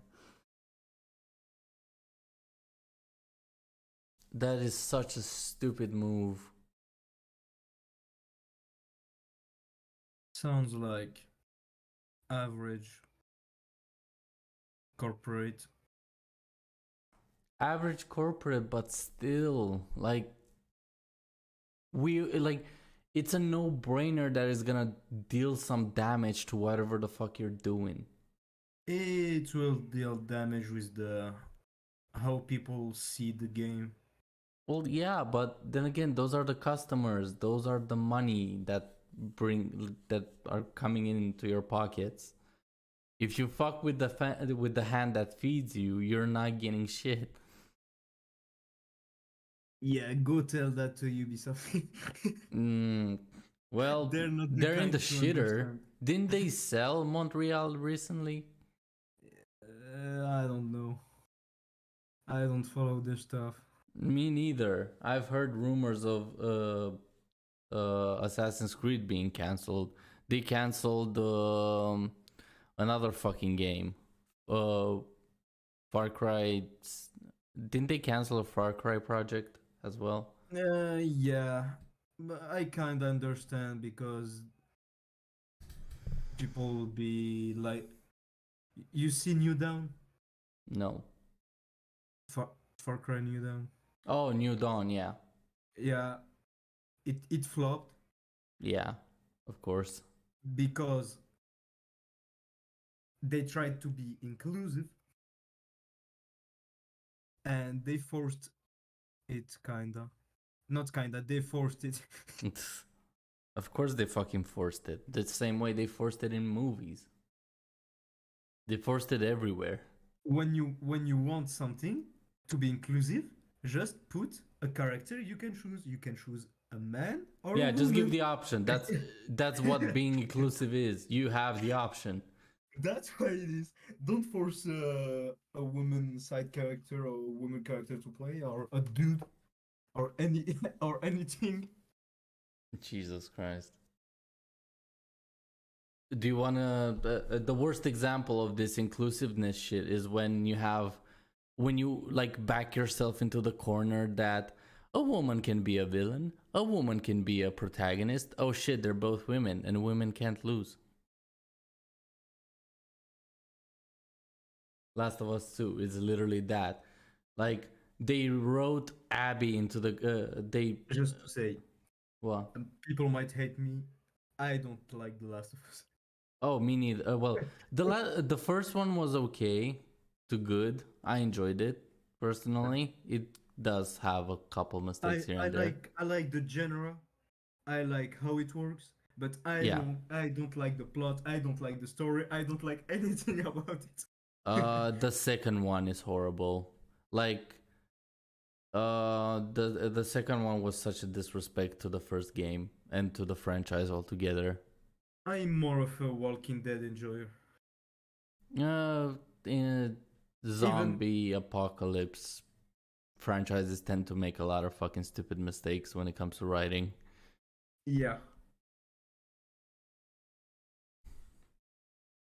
The game is a scaled down, more unique looking version of Brotherhood, and people who were looking for more of what they already got weren't going to be disappointed. As I said, reviews were more lukewarm than the prior two games, but they were by no means bad. As cobbled together as this development process was, the game was what it needed to be. Plus, fans knew this was an in-between game. Expectations were high for AC3, the true sequel to Assassin's Creed 2 that would finally push the series forward narratively and technologically.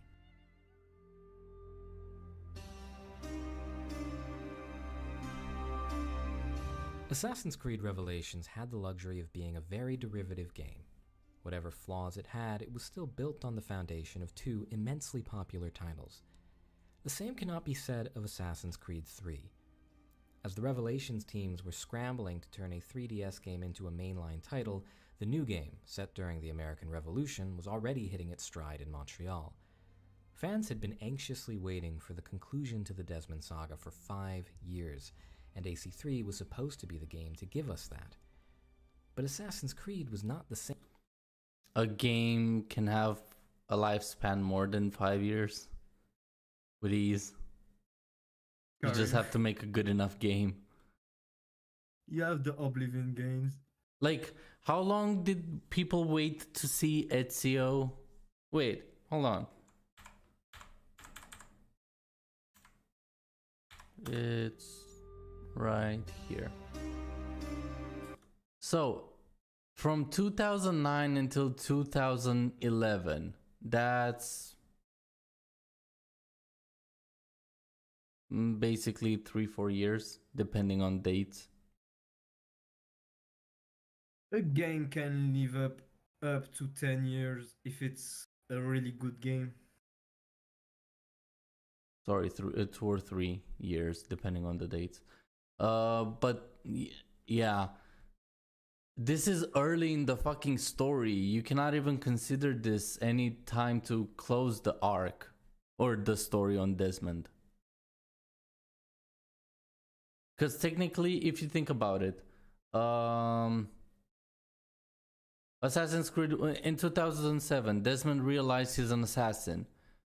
We had no game in 2008, so technically the story is 1 year later.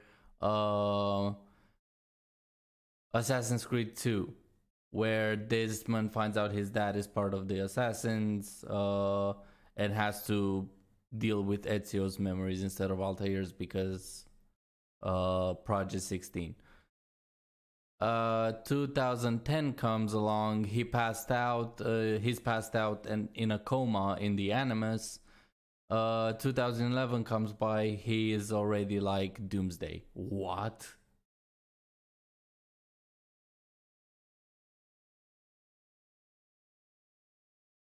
Like, it's 4 years since the franchise started, and they already plan, or 5 years, and they already plan to close it. It's way too short. Assassin's Creed Revelations had the luxury of being a very derivative game. Revelations teams were scrambling to turn a 3DS game into a mainline title. The new game, set during the American Revolution, was already hitting its stride in Montreal. Fans had been anxiously waiting for the conclusion to the Desmond saga for 5 years, and AC3 was supposed to be the game to give us that. But Assassin's Creed was not the same franchise that it was when it was initially put together. The 3-game saga had become a 5-game saga, and by the time AC3 was actually getting made, they had no intention of stopping there. Instead of being written as a concluding arc, it was written as a series reset. There would be no apocalypse, the Assassin-Templar conflict would not budge, and the Isu would hardly be fleshed out at all. Desmond's story would end, but the series would go on. And boy, did they end Desmond's story. Assassin's Creed 3, along with Mass Effect 3, made 2012 an infamous year for terrible video game endings. The finale of AC3 was seen as abrupt, anticlimactic, and disappointing. There would be no epic conclusion because the company already had years' worth of Assassin's Creed games planned after it. It was a So why end the story? I don't get it. Like,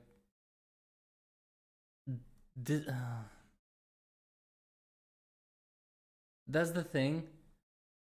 Assassin's Creed 3 is a horrible fucking mistake of a fucking game.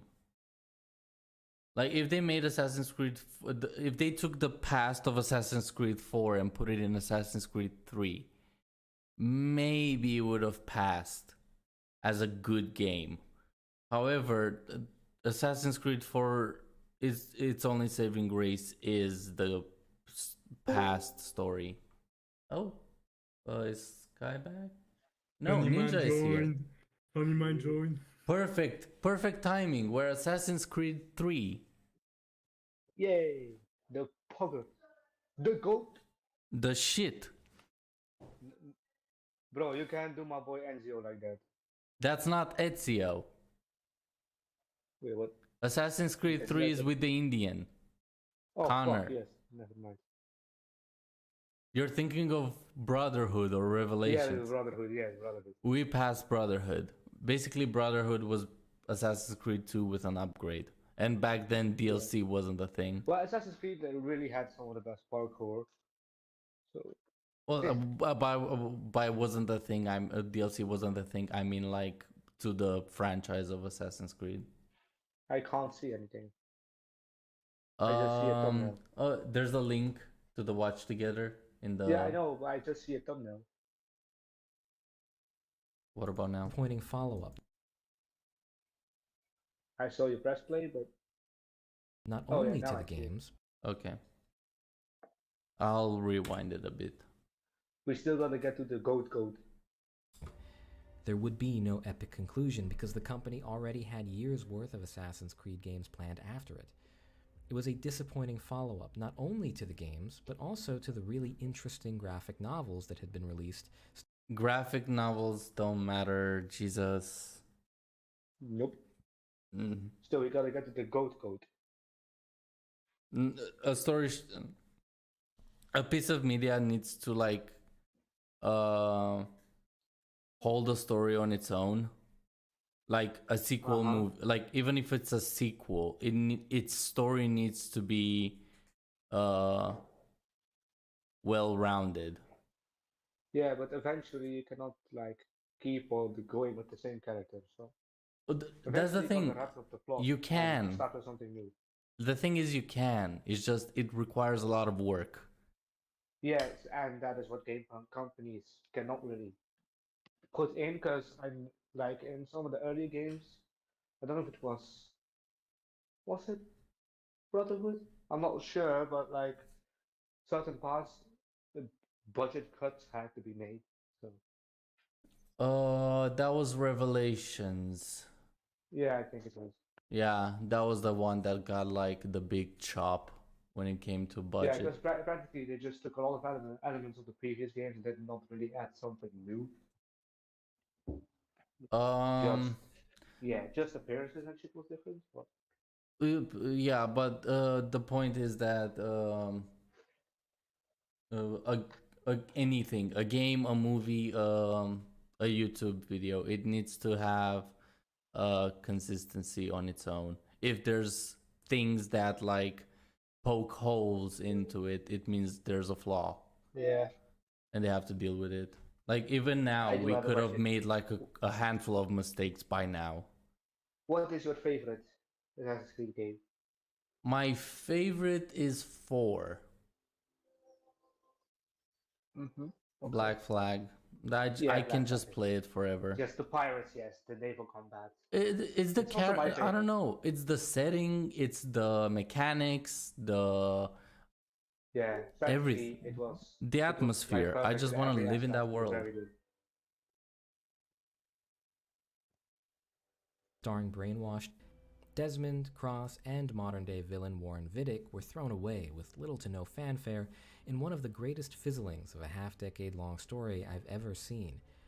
Ideas that had been built up, like the rebellion of Adam and Eve, the secrets of Subject 16, and Abstergo's upper-level operations had, at this point, been abandoned as casualties of this change in focus. On top of that, the game just wasn't particularly well loved. It was a buggy mess, and the polish that Brotherhood worked so hard to instill. Okay, if there's Yeah, one buggy thing mess about was- Assassin's Creed 3 you cannot say is that it was a buggy mess. No, No, it was yeah, well made. It was well made. Like I don't know which game it was. I can't wait. Unity. Yeah, I think it was Unity. That was The most horrible Assassin's Creed game of all, Unity. Yeah. I would argue that Origins is the worst Yeah. one.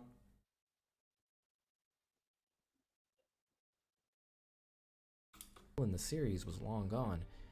While the themes of the game were praised for being more mature than what the series had historically tackled, It's literally the same story as Ezio. Yeah. Family died, I'm gonna revenge my dead family member, come here, Templar. Yeah. Also, another Dialogue. thing I really like about Assassin's Creed number 3 is you know who the main character is, right? Connor, yeah. Yes.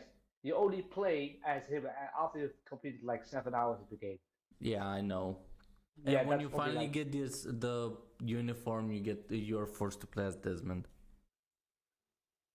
To do some stupid puzzles instead of training to be more of an assassin, Yeah. I don't know. and pacing narrative were criticized for failing to do those themes justice. Response to gameplay was mixed, with some appreciating the simplified mechanics and others lamenting the reduced complexity. Little details that hardcore fans appreciated, like consistent parkour ejects and realistic blade clashing combat, had been left in the past. That's not to say that the game was panned. It does have its What do you... Hold on. I need to rewind that one. hardcore fans appreciated, like consistent parkour ejects and realistic blade clashing combat, had been left in the past. No. I'd argue that the problem is that it's way too similar. I mean, it has like the one thing they did add with this Assassin's Creed is climbing through trees, tree assassination, tree traps, and like killing 4 or 5 people in a line in a row. I used to run around and like find trails of these guys, and I would just kill 4 or 5 cunts in one go. That's not to say that the game was panned. It does have its merits, and it retains its own following to this day. It was hugely ambitious compared to what came before, and the scenery was gorgeous, as is expected for an Assassin's Creed game. But after years of waiting, AC3 left a bad taste in a lot of people's mouths. That's because of the story, not the gameplay. This was supposed to be the game that put the last 2 entries to shame, and instead it was largely seen as a low point for the whole series. Assassin's Creed 3 Liberation came out at the same time as AC3 for PlayStation Vita, and while it was a technical marvel and a big release for the platform, it was still just a handheld title at the end of the day. It came out to middling reviews as well, with many fans not picking it up at all due to the limited popularity of the Vita, and Liberation ended up being Ubisoft's final earnest crack at making a handheld tie-in game to this day. I'm not sure about that. The fans waited patiently, and their faith was not rewarded. Even more concerning was the fact that Ubisoft was not done. After launch, fans were informed that they could expect the next installment just 1 year later. Guess who's back? I'm sorry. Welcome For back. 1 minute, I know. No problem. We have reached what should have been a breaking point. A disappointing entry that was supposed to usher in a new era of Assassin's Creed failed to hit the mark, and now it was getting a direct follow-up within a single year. In addition to that, the lead up to the release of this new game was hampered by behind the scenes drama once again. As I stated earlier, Désolé left in 2010 to go to THQ Montreal and work on some new passion projects. But as fate would have it, Ubisoft ended up acquiring THQ Montreal, leaving him in pretty much the same place he was before. Now, in 2013, Désolé was fired from Ubisoft for good. The company claimed that they could not come to an agreement with him, while Désolé himself claimed that he was baselessly fired and escorted out of the building by security. By this point, Ubisoft had distanced itself pretty far from the people who put Assassin's Creed on the map, and hopes for any new games were not running especially high. Miraculously, Assassin's Creed 4 was fantastic. There was no pressure of ending a long-running storyline. For the first time, There never should have been a pressure to fucking end a long. It's not even that long. It's only 5 years. There's stories that go for like decades. Look at Marvel. Look at DC. Look at anything that's older than 10 years. Uh-huh. It's so annoying that they basically forced them into a shitty ending, and then they're praising the sequel for not having to do anything. Like for the Assassin story, both present and past, Black Flag does nothing. Mostly, it only adds plot holes to the story. Uh-huh.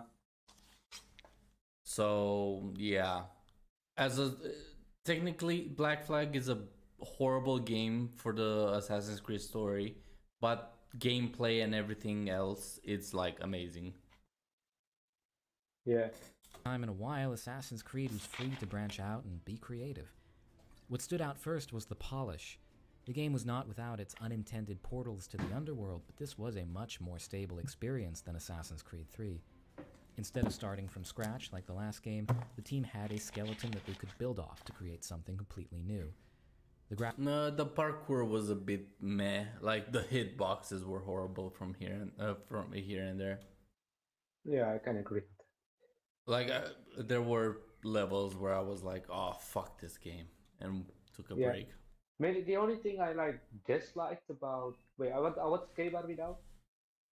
What? At what game are we now? Assassin's Creed 4. Oh, okay. That's Black Flag, right? Yeah. Are you not watching the watch together? Well, it keeps on turning on. My screen keeps on falling out. So. Hold on.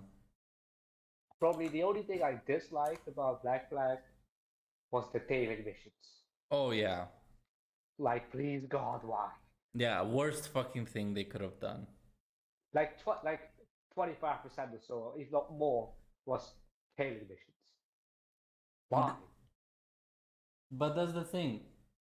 Considering that the story of the game is pointless, you're gonna do every fucking side quest before you do the tailing missions.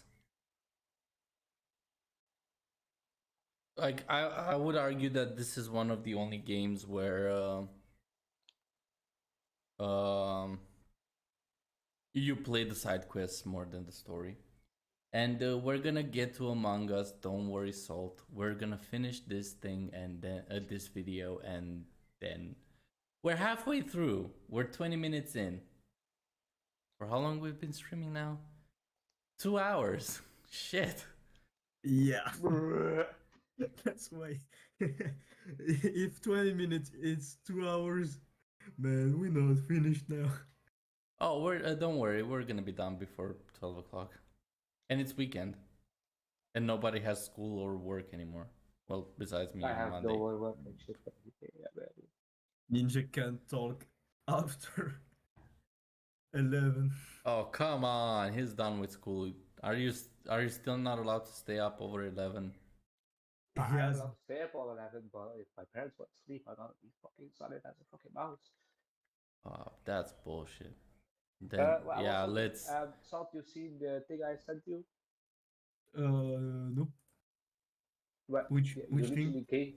literally gave the link to me. Oh yeah, that. Yeah, I already created the thing. Yeah, like well it's like it's basically like a a room like a Discord VC, and it's connected Through to browser. yeah to the web browser, and that's connected to your Among Us game. Yeah, let me put it on the server so it's faster. I'll put it on general. DM it. Might as well. It's on general. Alright. Shall we continue? Yes. Graphics were so much cleaner, the colors so much more vibrant, and the gameplay much more responsive. Side missions were more varied and abundant, and the game overall was much more cinematic. It had many of the same gameplay issues that AC3 did, but it massively improved the stealth with new tools and a better detection system. Its biggest move, however, was shifting the gameplay to feature a new focus on naval traversal and combat. Taking place decades before AC3, AC4 sees the player take the role of Edward, a pirate and grandfather of Verdun Hagedu. Sorry about that. Bless This was a him. bold move that is somewhat controversial to this day. Why? Is it In a Did you way, guys the think it's pirate- controversial? The pirates gameplay wasn't that bad. No. What was so controversial? Because you play assassins and not pirates. Yeah. I don't. To be fair, we had they made Egyptian pirate, Egyptian fucking assassins. They made Viking assassins. But no, the Vikings are not assassins. Like, the Rome. assassin part is I think that It's not Rome, it's all Greece. Odyssey and Valhalla Or don't what- really yeah, deserve sorry. don't really deserve the Assassin's Creed title. Like It's a good Odyssey, game. whatever the fuck Odyssey was. It's a good game, but it just wasn't Yeah. representative. That's the thing. It's a good game, but it's not a good Assassin's Creed game. Good mechanic, but not Assassin's Creed. Yeah. Some hardcore fans see the game as too big of a jump from tradition and an invitation to dulling the core mechanics that were Oh bullshit! If it's new and changing tradition, then it's not. It can't be dull compared to previous mechanics. That's the point of making a change. established in AC1. However, the vast majority of fans and critics lauded AC4. It was unique while retaining the primary gameplay elements of previous games, and it addressed a lot of the sloppiness of AC3. It was still built on shaky foundation, but it managed to debatably be the best pirate game of all time and a strong entry in the franchise. Ubisoft was starting to find a flow in having its different studios handle different projects simultaneously while giving them time to maintain a fast release schedule. Perhaps Ubisoft really could pull off yearly releases if the quality had the capacity to be as high as Black Flag. Assassin's Creed was unabashedly good again, and fans who could stomach the naval combat were rewarded with a year of enjoying an entry that was getting some pretty good press. The naval combat is not that bad at all. Most of the Yeah, time no, you it's just actually, fly it's actually through. really enjoyable. Like the only there is only one mission that I really found difficult, and that's because the mission was 10 levels above me. Because I was doing side quests, and it's a like higher later in game side quest, and I was trying to get 3 stars, which means don't take any damage. Yeah, Which was yeah, basically taking no impossible. damage in those things is pretty hard. Yeah, it like with a level 2 ship, like barely second upgrade on it. Yeah, it was impossible, but that was on my own fault. You know how there were ships with the different levels, like if you killed enough ships, you would gain a bounty and shit, and they brought out like heavy hitters. Yeah. Yeah, like if you avoided those for the first half of the game, you're fine. And from Yeah, true. the other half towards the end of the game, you can just shoot whatever the fuck you want. Yeah, true. Oh, how short that felt.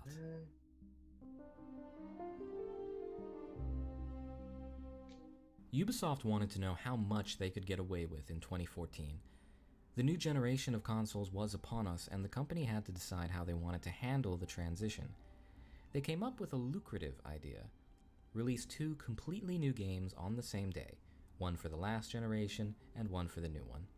For PS3 and Xbox 360, we got Assassin's Creed Rogue, a game set between 3 and 4 that would branch the two stories.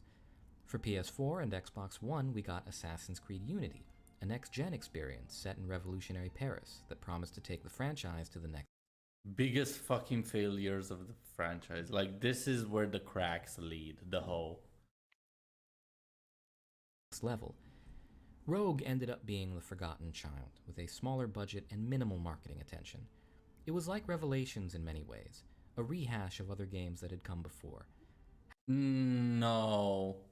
This is a side story. Revelations was the end of Ezio's story and Altair's. And it brought Desmond back from a fucking coma. You cannot say that Revelations had less meaning than this, or as a little meaning as this one.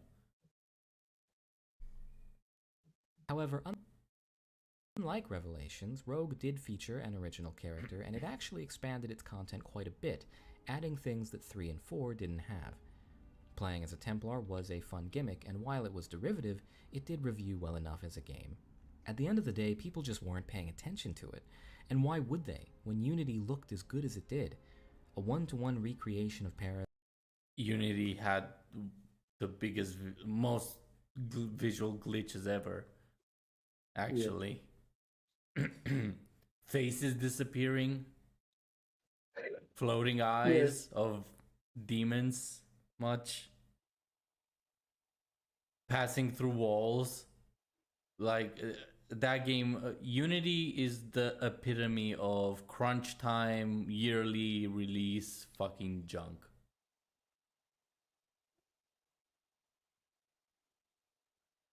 Smooth and unrivaled parkour animations, and amazing mocap work. It really felt like this game was going to make a splash. And splash it did. Splash and sputter under immense technical failures. The game's launch is among the most famous botch jobs in gaming, keeping company with Cyberpunk 2077 and No Man's Sky. Images of character models with their faces melted off, and NPCs. No Man's Sky was a big lie, mostly. From what I remember.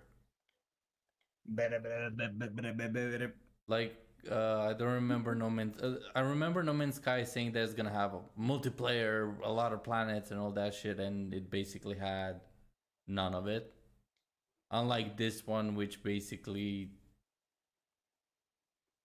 wasn't even working as a game to begin with. In a way, it's better that No Man's Sky has no planet. I guess No Man's Sky was a lie, and Assassin's Creed Unity was a scam. Like, I'd rather be lied than scammed. Yeah. glitching through walls were all people could find on the game, and it was unforgivably broken before it got patched. I think everyone time can sense agree with you on reception- that one.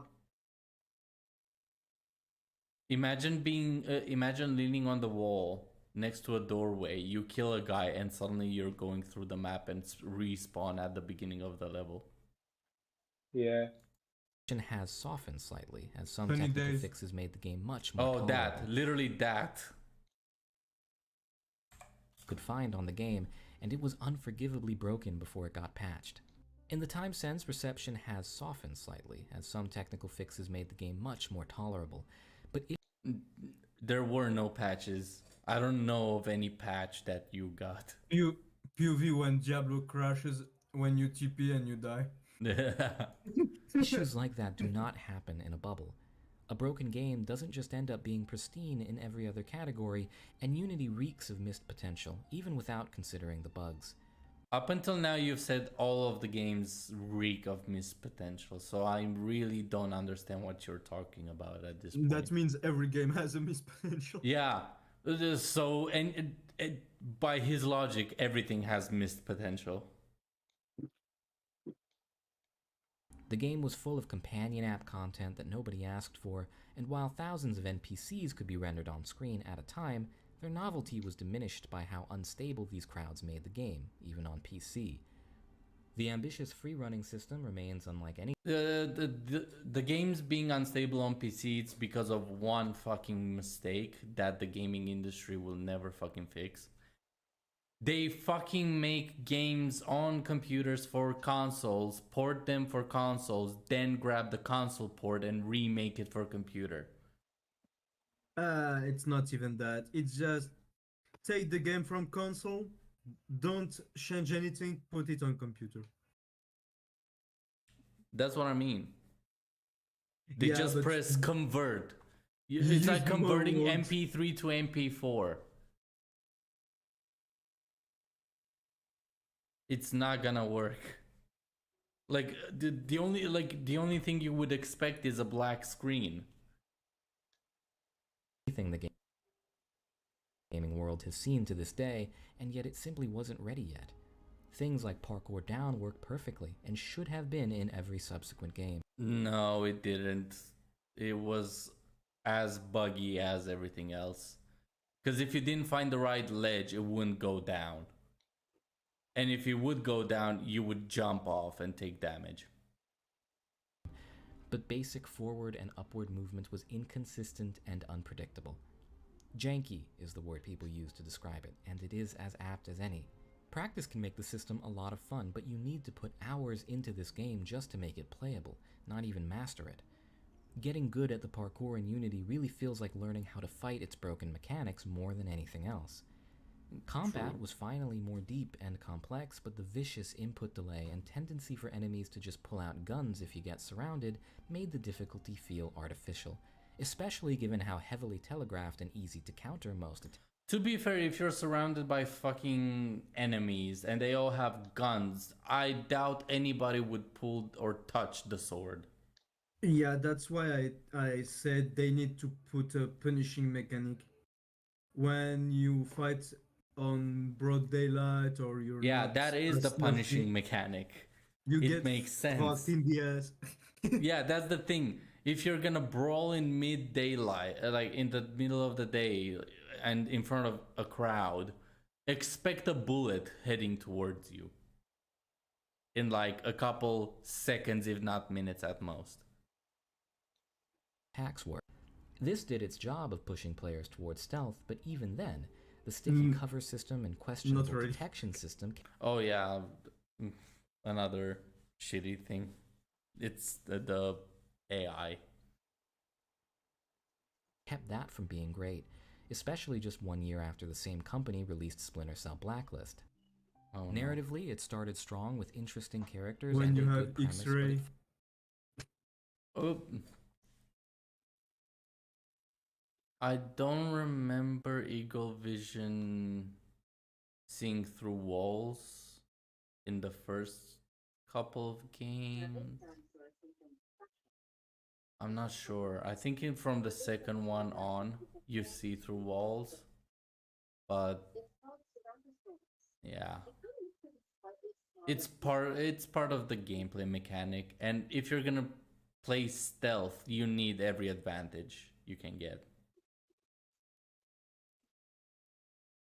It's part of the story as well, the Eagle Vision, so yeah. falls apart quickly. The ideas were there. Throw a non-believer into a world where assassins and Templars have grown politically complacent with one another, and set that against the backdrop of one of history's most famous and bloody revolutions. Unfortunately, a lot of that was sidelined in favor of a half-baked love story. Almost every good thing in Unity comes with a caveat, and no amount of patches could have saved how horrendously rushed this game was. What hurt so much was that on paper, the game was everything Assassin's Creed fans had wanted from the series. After AC1, the When your clothes need to re-render from changing angle.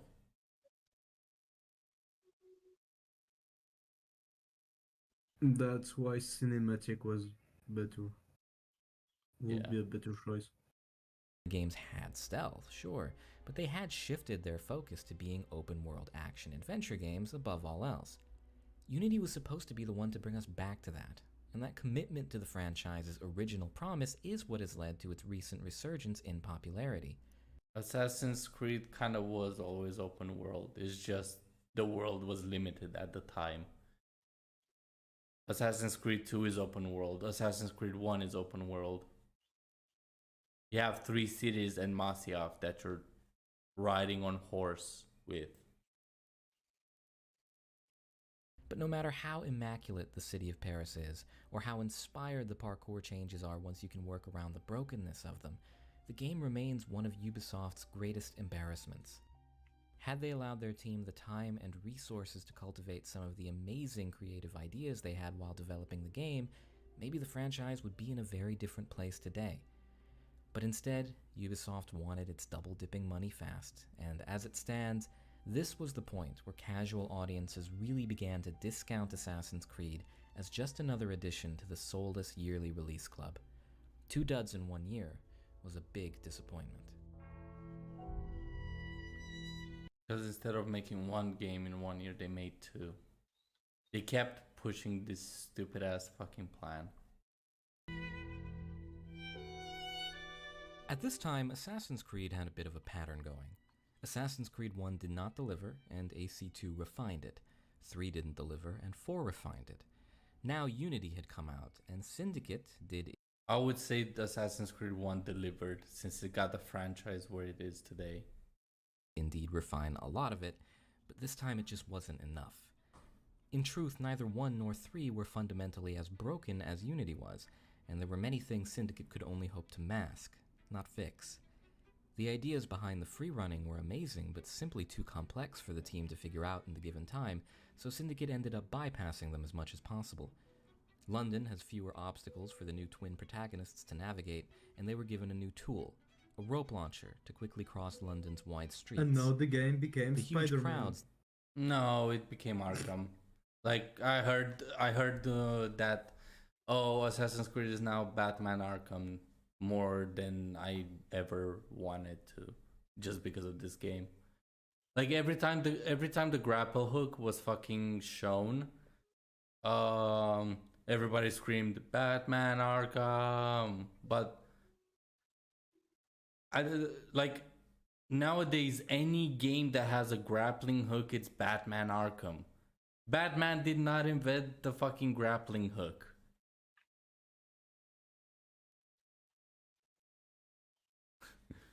It's annoying to a degree of it's an annoying criticism to have. Oh, it's just like Batman. Well, how many things Assassin's Creed did like Batman in general, plus how many things they did like Bond or any other like spy slash like action movie.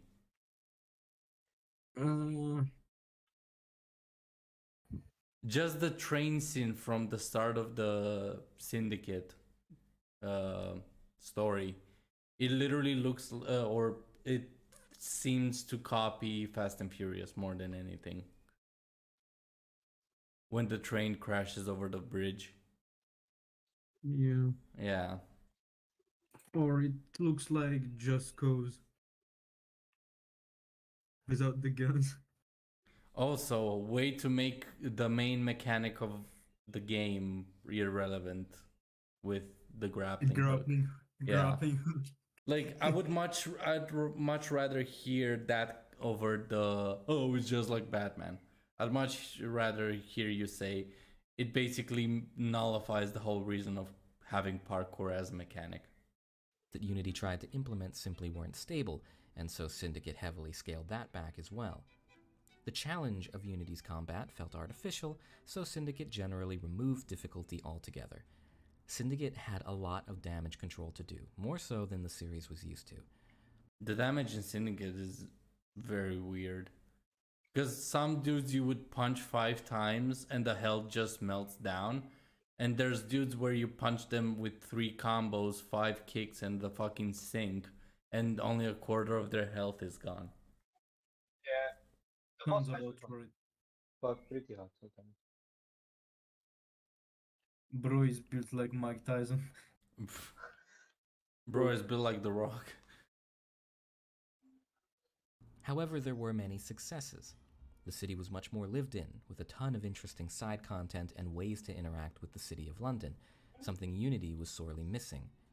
The story was much lighter in tone, which turned off a lot of people, but it was also much more focused than Unity, allowing its heroes and villains a lot more time to develop. Today, a lot of people criticize Syndicate for making Unity's mechanics shallower instead of trying to get them working. But at the time, it was appreciated that Syndicate was a much more stable and focused game than its predecessor. But despite better reception, the game didn't blow any minds. Its reviews were fine, and it didn't stir up any drama, but it wasn't raking in the cash that its predecessors had. Audience Because they pushed the fucking bullshit yearly release thing, so they didn't have time to make anything new. They only had time to fix what was broken. hadn't forgiven Ubisoft for Unity, and the interest in Assassin's Creed had simply waned. Syndicate sold roughly 5.5 million copies by 2017, compared with Unity and Black Flag, which had both surpassed 10 million. Sales were declining, and the existing model had to change. After 7 games in 7 years, the yearly release schedule would finally end. If there was ever a time that the general consensus was that Assassin's Creed had gotten bad, this was probably it.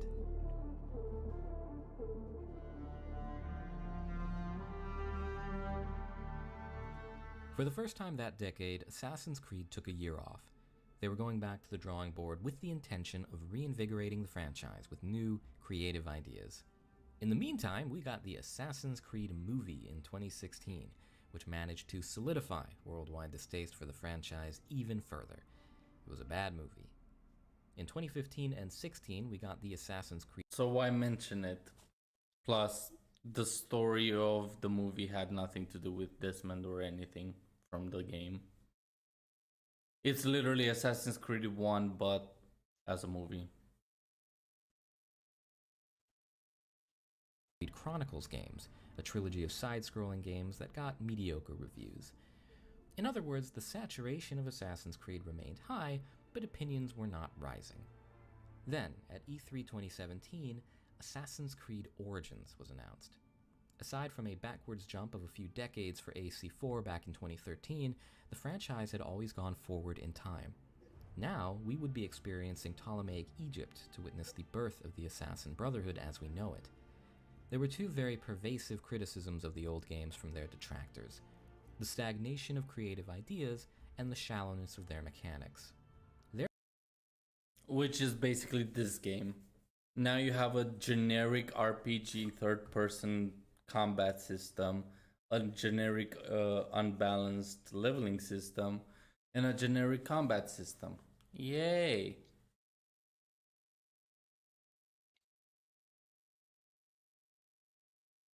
Like,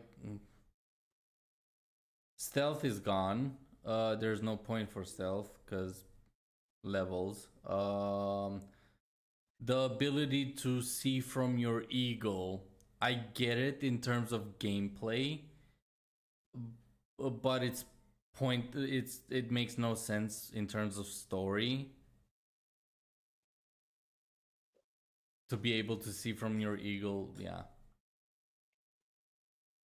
Like, I get eagle. I can tolerate eagle vision. Is something that he is directly linked with, compared to an actual animal. Are you guys dead? Salt, Dart. Yep. Y'all, what y'all doing? I just cut my nails and I cut too deep, so I'm bleeding. Ah, Jesus. Is Dart, are you alive? Barely. Oh no, we lost one. We lost one of the guests.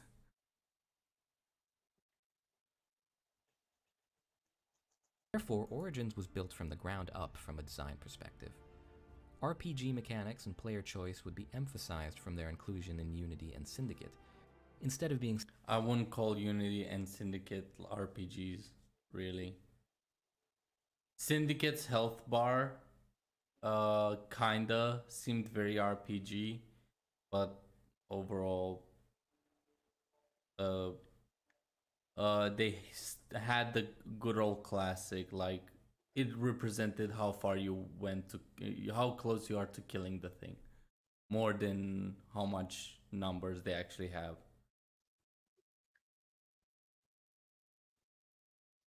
Set in a single city, Origin's singular map would span a vast majority of the country of Egypt. Combat would no longer be based around paired animations, instead opting for a traditional hitbox system.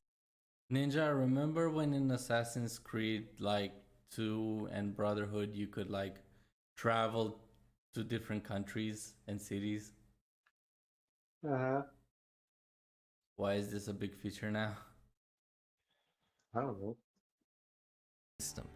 The animations would no longer mesh seamlessly, although we hadn't really gotten that since Ezio's days anyway, and Oh, fuck off. Fuck off. You yourself said that 4 was the pinnacle of that. You should have. visual This guy is like slowly driving me nuts. I'm back. I'm sorry. Welcome back. Ignore that. We thought we lost you, man. Yeah. Hold on. I'm back. I'm back.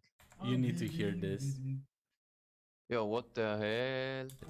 Instead of being set in a single city, Origin's singular map would span a vast majority of the country of Egypt. Remember Assassin's Creed 2 when you could go around the country of Italy? Wait. I just remember the Black Flag. Okay. This is the only assassin that I remember. Honest. Combat Speaking would no of longer Black be based Flag. around paired animations, instead opting for a traditional hitbox system. The animations would no longer mesh seamlessly, although we hadn't really gotten that since Ezio's days anyway. He said, if you were here when he said it, that Black Flag did was like the best when it came to fighting, story, and the best Assassin's Creed game. And then he comes and says that, and he literally just said that we haven't seen good combat reaction animation since Ezio. Wow. No. How to contradict yourself and how to fucking ignore a better, like, he Kind was of like, delicious. remember when he was saying first Assassin's Creed was mediocre, second one was okay, third one was worse, or like the better he said Brotherhood was basically Assassin's Creed 2 but more refined. So where's like up until now he didn't say which game was good and bad besides Unity and Rogue, which are generically known for being the worst of the franchise. And so far he hasn't even talked about the real world. Like since the death of Desmond, since Assassin's Creed 3, he stopped talking about the current time story, which is still going. And visual flair would be sacrificed for mechanical depth, where range, dodging, and weapon type would matter more than ever. So for the first time, a 1v1 fight could actually pose a challenge in the series. Meanwhile, free running was further scaled back to fit the smaller cities of Egypt and to avoid the frustrations of Unity's free running. Social stealth was removed given the lack of large crowds, and a new emphasis on fort infiltration and scouting was Yo, provided. why does a GoPro on the bird? Yeah, like if you had to choose between this and Eagle Vision as a story, like in a story, which ability would you think it's easier to explain? A guy having a sixth sense where he can feel through walls, or where it almost seems like he's seeing through them, or him seeing what the bird does? The bird is I mean- like kinda more doable. It just looks like the bird has a GoPro inside of it. But... Yeah, that's the thing. And why the bird have a hover mode and a boost? Yeah, but that's the thing. Here. Salt. Giving your character a supernatural ability and explaining it. It's much easier than making someone like explaining to someone, yeah, this guy over here and his fucking crow, they have the same eyes. Because he's getting information from the bird somehow. Where like the bird sees people behind buildings, like the bird itself has eagle vision. I'd like do huh? In my way, it won't be like a system or a UAV or a drone a drone like thing, but yeah, like your pet can give you information and things. Yeah, like you didn't get the camera view of the pit, but suddenly markers appear on your map. Like all around you. Marker or trails or Yeah, like you're still in that bush hiding. The eagle flies up in the sky and suddenly you have like footprints all over the place or something like that. That would be much fucking understandable than whatever the fuck this is. Because this is the UAV inbound. yeah, the eagle UAV inbound. How the fuck does the assassin see or know what the bird sees? While the RPG mechanics were certainly light compared to some fully fledged RPGs, they were enough to make the game feel radically different to some people, even if the basic gameplay loop was relatively Looking back at early hold on. reactions, fans were cautiously optimistic. Make the game feel emphasis on fort infiltration and scouting was provided. While the RPG mechanics were certainly light compared to some fully fledged RPGs, they were enough to make the game feel radically different to some people, even if the basic gameplay loop was... They felt generic and unbalanced.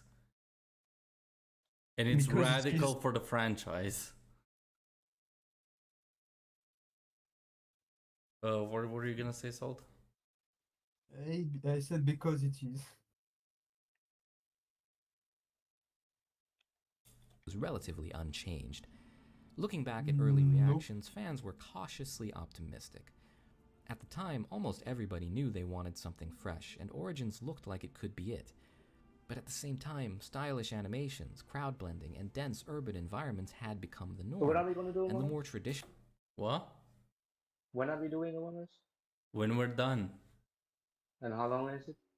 Still? We're 32 minutes in a 46 video. We're almost done. Okay.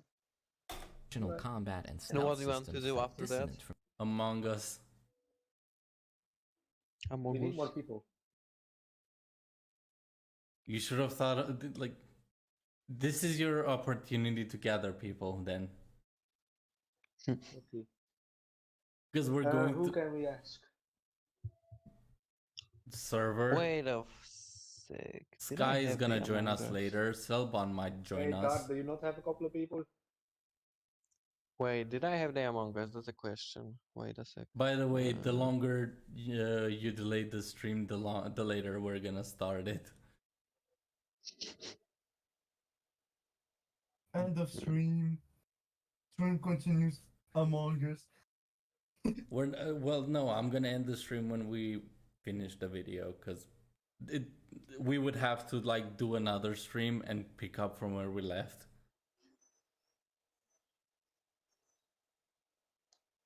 mhm. So Yay! Let's go. I got the contract. nice. that identity. But at release, Origins was a hit. Fans and critics alike had fallen back in love with the franchise, with special praise directed toward the world design and its main character, Bayek, played by Abubakar Salim.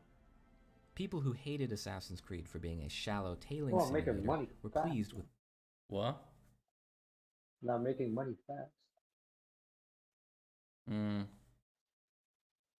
At this point, it's to like make any money. It's not even make money fast because this was the point where Ubisoft was in hot water. the changes, while the game remained focused enough on its roots to excite most old players as well. Most, but not all. When Assassin's Creed 2 and Assassin's Creed 4 saved the franchise in their respective eras, they did so while Okay, first of all, Assassin's Creed 2 didn't save the franchise. It propelled the franchise into infamy.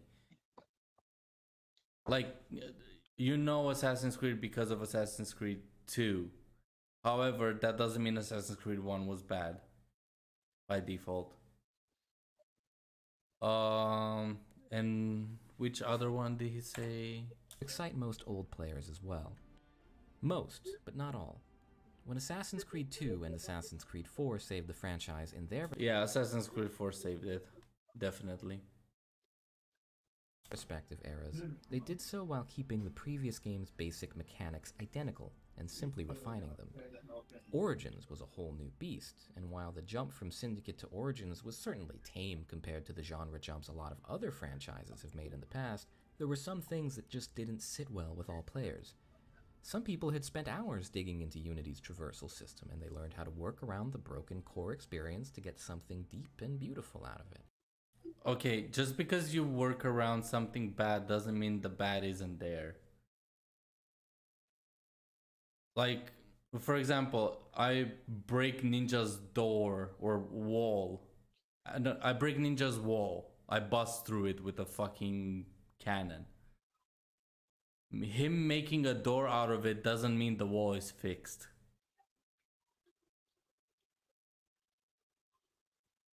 Or that the problem is solved. Best example. I mean, it's true. Oh, I have a broken window. Let me just put some tape over it. That's gonna fix it. Oh yeah, I have a question for Ninja. If I invade your house, what are you going to do? Big hole in you with a 12 gauge shotgun. Yeah. I heard he's about to suck my pee-pee. Guys, we're live. Don't go nuts. What do you have? Rabies. You're playing that dinosaur game again? Oh, I've been playing it for the past 10 hours. Jesus. There was a lot less room for that kind Take of a photo of exploration in dinosaur with rabies. Origins, even if it was a much more functional game. Oh shit, he's losing half. People his- missed hiding oh, in no. plain sight, even if the traditional stealth Let's mechanics first were transport you. Ninja, the video's playing. Get in there. Get in there. solid. I can Origins just was a say, very popular You game, guys are and gonna it have a reignited bad time on Among Us. What? You guys are gonna have a bad time on Among Us. Are we? Yes. Because If you I'm the look at- type of guy literally voting someone without a reason. interest in the franchise worldwide. So But there was watch your back. now a growing sect of the fan base that was happy with the way things were, and distinctly upset Okay, at the we got the direction rabies Assassin's Creed unlocked. was now going. We do not need to hear about the dinosaurs' rabies. Basically, I'm gonna cut his pee off and fix the rabies. Ninja. Oh, I'm gonna get you demonetized. Mm-hmm. No, that's the thing. I don't know what can get me demonetized, banned, or anything because it's live stream. I don't think Uh, Dino AIDS can get you banned. No, but what if I say no? Ah.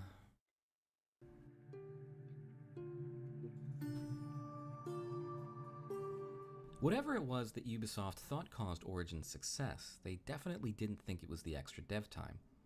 During the development of Origins, Ubisoft had already put in motion a plan for a 2018 installment that would go even further back in time, to classical Greece. The Origins Okay. Biggest problem with the game right then and there. Last game was Yes. the origin of Assassin's Creed. Second game Yes. goes before that. Why?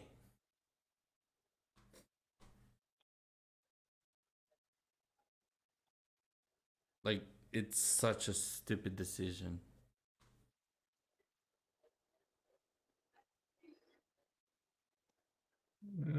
Yeah. You sound dead. Did I bring you an energy drink? No. I need Yes, the and I need the blue pills. Hey yo, what the? Yeah, but which blue pill? Never know. Hopefully the one I'm not thinking about. the team was willing to go all in on the RPG mechanics that, in Origins, had remained relatively minimal. Players would now get gender choice, dialogue options, romance, a more fleshed out skill tree, and multiple endings for the first time in the series. Which all of it makes no sense in terms of the plot. Since you're reliving memories, there's no such thing as choice in a memory. You can't choose the memory. No. So, basically the memories are the same. It's just you are either a boy or a girl, or you are allied with the left or the right. But basically the game is the same. Like the story moves along whether you like it or not.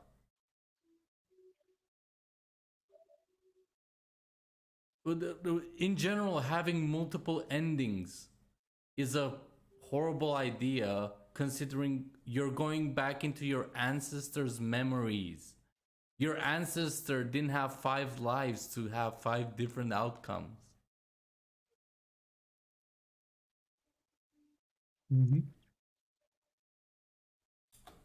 would be built on the skeleton of Origins, but this would be no copy-paste job like Revelations or It Rogue. was. Odyssey would bring back naval combat in full force to explore the islands of Greece, and Origins had naval combat as well. Jesus. the overall gameplay loop was revamped from the previous game. To put it lightly, this caused a schism in the franchise. Odyssey was a very polarizing game. And when I say polarizing, I mean polarizing. A lot of people use the word to refer to things that are generally disliked, but have a cult following of people who think it is misunderstood or And underrated. that goes. Yeah. That's not what Odyssey is. Odyssey was an absolute hit critically, with many critics and fans. No, it wasn't. No, it wasn't. Odyssey was hated by many. Like, if you have any love for the franchise, you would have hated this game. It's simple as that. It's like the Last Jedi. Literally, people saying that The Last Jedi is the best Star Wars movie ever. It's not. It's the movie that literally ruined everything.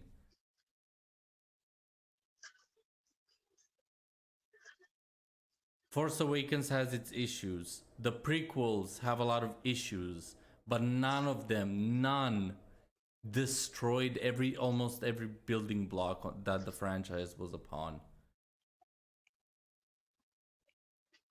Like, it was an insult to the story, the same way Odyssey is an insult to Assassin's Creed.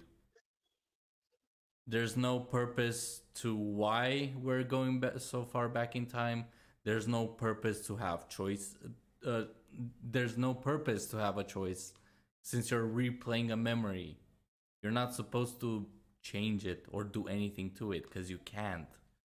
I don't think if he's even gonna touch upon this, because he hasn't talked about the current timeline besides the history story in the games since Black Flag.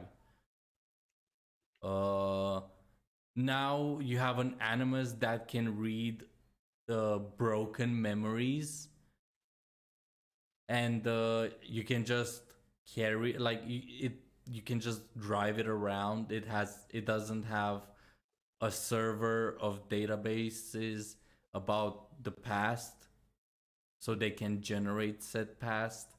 Now you just have a portable bed with glowy lights and hovers around. It's horrible as a game. It introduces a lot that just breaks everything.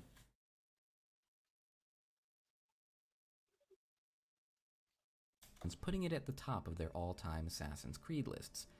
It created its own community to an extent that we had never really seen before or since, with a very active subreddit on its own, built just for people who had an interest in that game. And even with Valhalla's release, the game maintains a much more loyal player base. At the other end of the spectrum, many fans also put it at the bottom of their all-time lists. The changes to the established formula had shot off from what Origins did, and on top of that, there were basic gameplay issues that people didn't like. The dialogue and gender choices made the game feel less focused.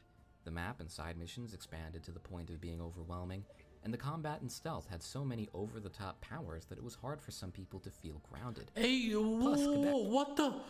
What? I didn't know this was in Odyssey. Hmm? Look at the screen. Hmm? The map and side Doesn't this missions sound expanded to or the point look of being familiar to overwhelming, something I and the described combat and earlier? stealth had so many over-the-top powers that it was hard for some people to feel grounded. Plus, Quebec was back in Suddenly teleporting to your target. Yeah. Now it's not with Eagle Vision, it's with a special knife or something. Jesus. And I haven't played Odyssey. I knew it was shit the moment they said it takes place before Origins.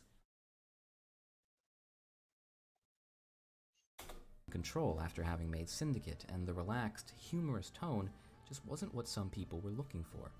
On top of that, some people felt alienated, and feared that the gameplay style they grew up with would be unceremoniously left in the trash. This was highlighted further by the release of Assassin's Creed Uprising, a run of comics that actually wrapped up the modern-day story told in AC4 and Rogue. People were upset that Juno and other modern-day plot points had been relegated to a comic that barely anyone even knew existed. That's the point every time I say comics and like side shit doesn't matter unless like this is the only comic that really should matter because it's the main story. You literally ended the main story in a side content thing. It started. It's so tarded to do. Did you guys even know that the story got ended into a comic? Nope. I know they're trying to make something like a manga or something about Assassin's Creed. Are they wait, they did or they are gonna try to make one? They're doing it right now. Shit. I can find it like in 2 seconds. Oh. Please do. Please do. We need to like witness this. Cuz Assassin's Creed Mirage is right around the corner and the gameplay for that is I can't believe that the only new thing that I've seen in the Mirage gameplay trailer was a Odyssey feature. Oh my god. And it's not even a manga, it's one of those. Oh, it's just a random side comic. It's like a manhwa, Oh no. a Korean manga. Oh no. I'll send you the link. Let's see if he can say something smart in the last 11 minutes. Yeah, So basically, he does not know where the fuck he's talking about. let's send you this. It's not that he doesn't know what he's talking about. It's just that he has the information. It's just that he came to the wrong conclusions. Or he may have the wrong information. I'm really not sure. I don't even know if it's official. I doubt it's official. I really doubt it. Alternative author, there's no author name. Status ongoing. Felt like there were aspects of Assassin's Creed that Ubisoft wanted to leave in the past. This was not Splinter Cell changing the formula only for the franchise's popularity to go down along with that divide. Assassin's Creed was more popular than ever, helping to push Ubisoft over $2.2 billion in returns for 2018. But the detractors were now no longer a small, vocal part of the fanbase, but instead a very loud and constant presence in any discussion about the franchise. Assassin's Creed had become loved and hated in almost equal measure. No. Assassin's Creed was equally loved and hated since Assassin's Creed 3. Up until Unity. Since Unity, everybody hated the fucking franchise. Most of the the big fans that grew up with it and understood the story left after Unity. I think there's like only like a handful of people that started with Assassin's Creed 1 that played Syndicate, let alone Odyssey. Maybe they played Odyssey out of curiosity, but I doubt they played it because they love what they did to the franchise, because it ruined it more than anything. Yeah, there's too much thing about it. That's the story is in the story is rubble. The gameplay is basic is a basic RPG. Like, if you compare it to any other RPG, it's lackluster and like whoa. Somebody's scrolling around.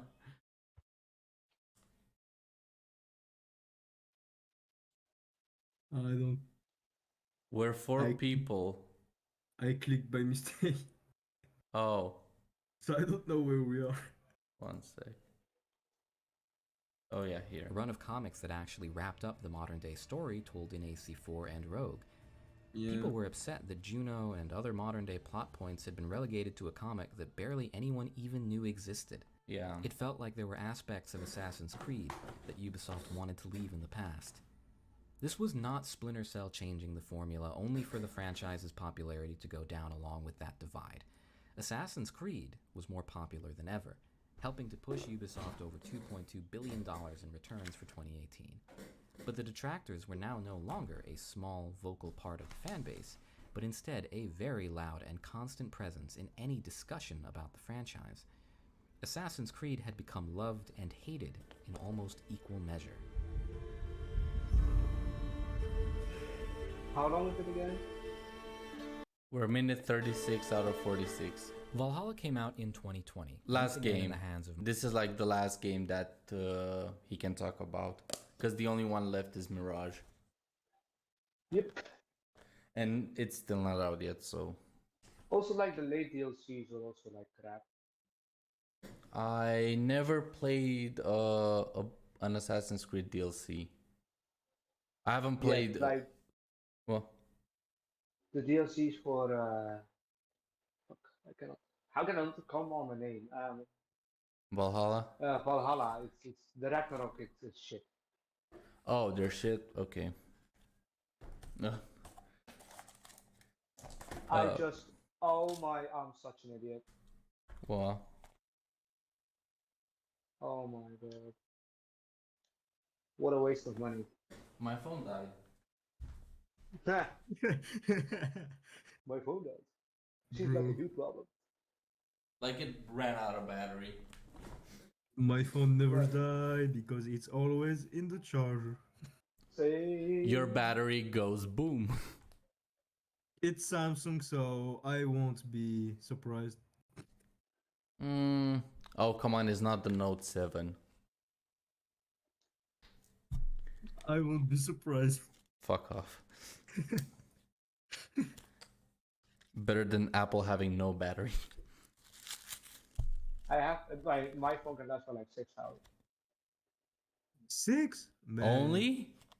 Man, 6 is little. It's enough. Mine can stay an entire day. I mean, not 6. I always should watch the battery condition. But after it's on your conception. If you do many things with your phone, yeah. Yeah, if you're gonna play games all day long, it's not gonna last you more than a couple hours. But yeah. Shall we continue? Ah! Salt, you... Why? blockhead. Is that your actual phone? No. I wouldn't be surprised. If it was. Yep. Just Montreal. pulls out the Nokia flip phone. I've made my own opinions clear in my review of Valhalla on the channel, but honestly, regardless of your opinions on the game, it really didn't do much to push the series in a positive or negative direction. It's Hold on. clear in my about the franchise. I gotta hear that again because that was directed at literally everybody that gave a shit. Assassin's Creed had become loved and hated in almost equal measure.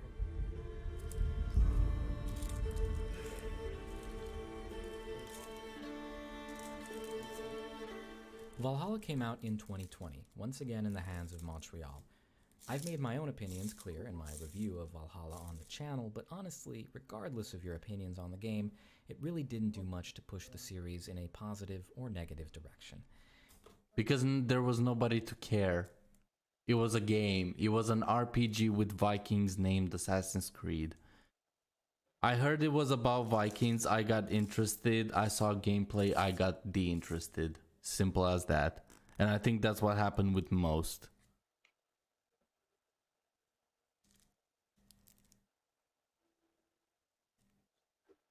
It attempted to appeal to both sides of the fanbase in a way that didn't really change anyone's mind, with the RPG mechanics getting toned down, but the stealth and visual flair really not improving enough to match.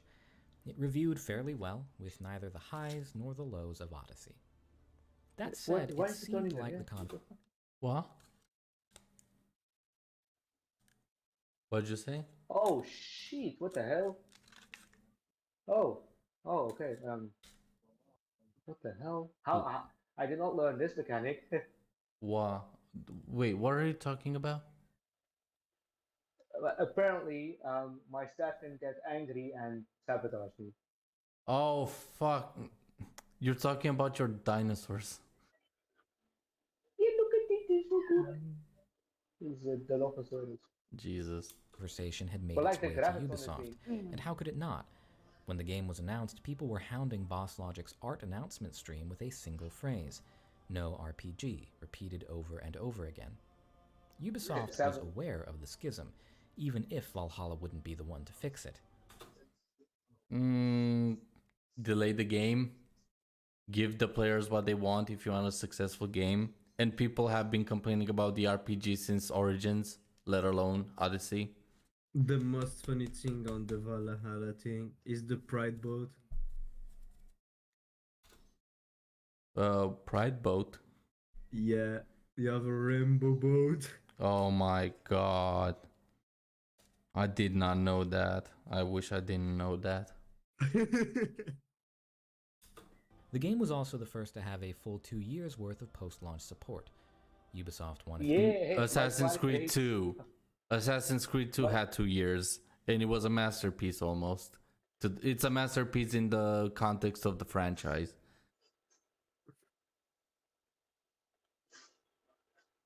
to see how much money they could milk out of one game, and that came in the form of 8 content updates, including 3 major paid expansions. Ubisoft was continuing to zero in on which model would make them the most money. However, the real meaningful drama was happening behind the scenes. In July of 2020, Bloomberg released a huge report detailing allegations of sexism, harassment, and misconduct within Ubisoft. The creative director of Valhalla was let go prior to release, while a variety of firings led all the way up to the company's CCO. Ubisoft, like many other companies in the gaming world, was painted as toxic and sometimes a dangerous place to work. According to the article, Amazon, literally any company that's large enough that they can buy your own country.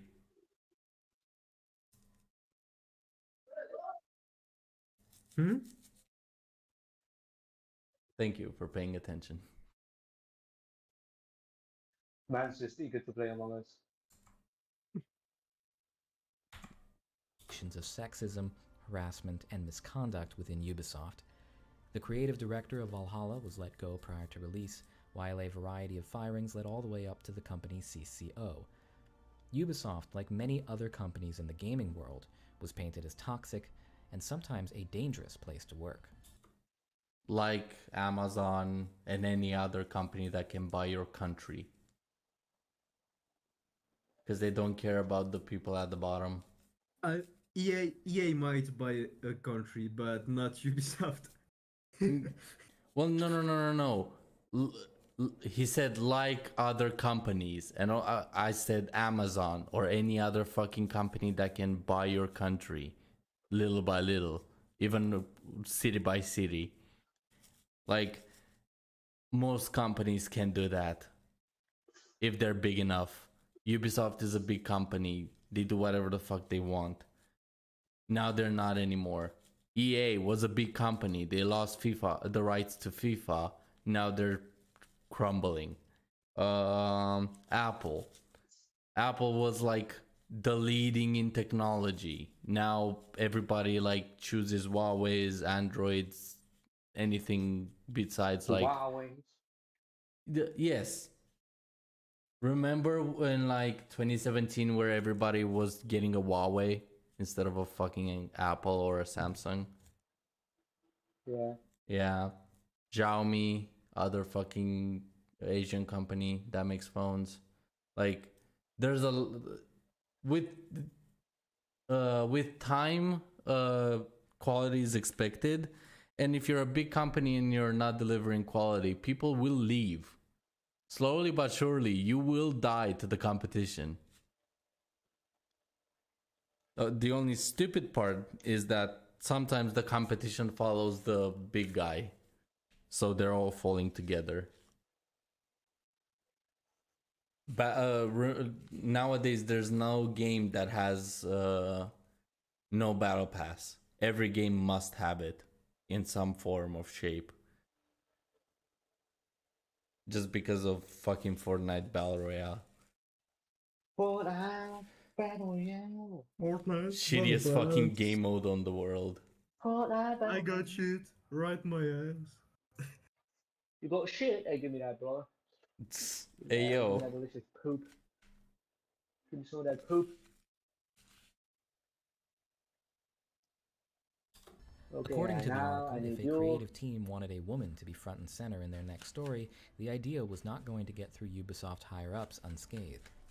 Women don't sell was allegedly the mantra thrown around by that aforementioned CCO, and apparently it was the lens through which Ubisoft viewed all of its projects.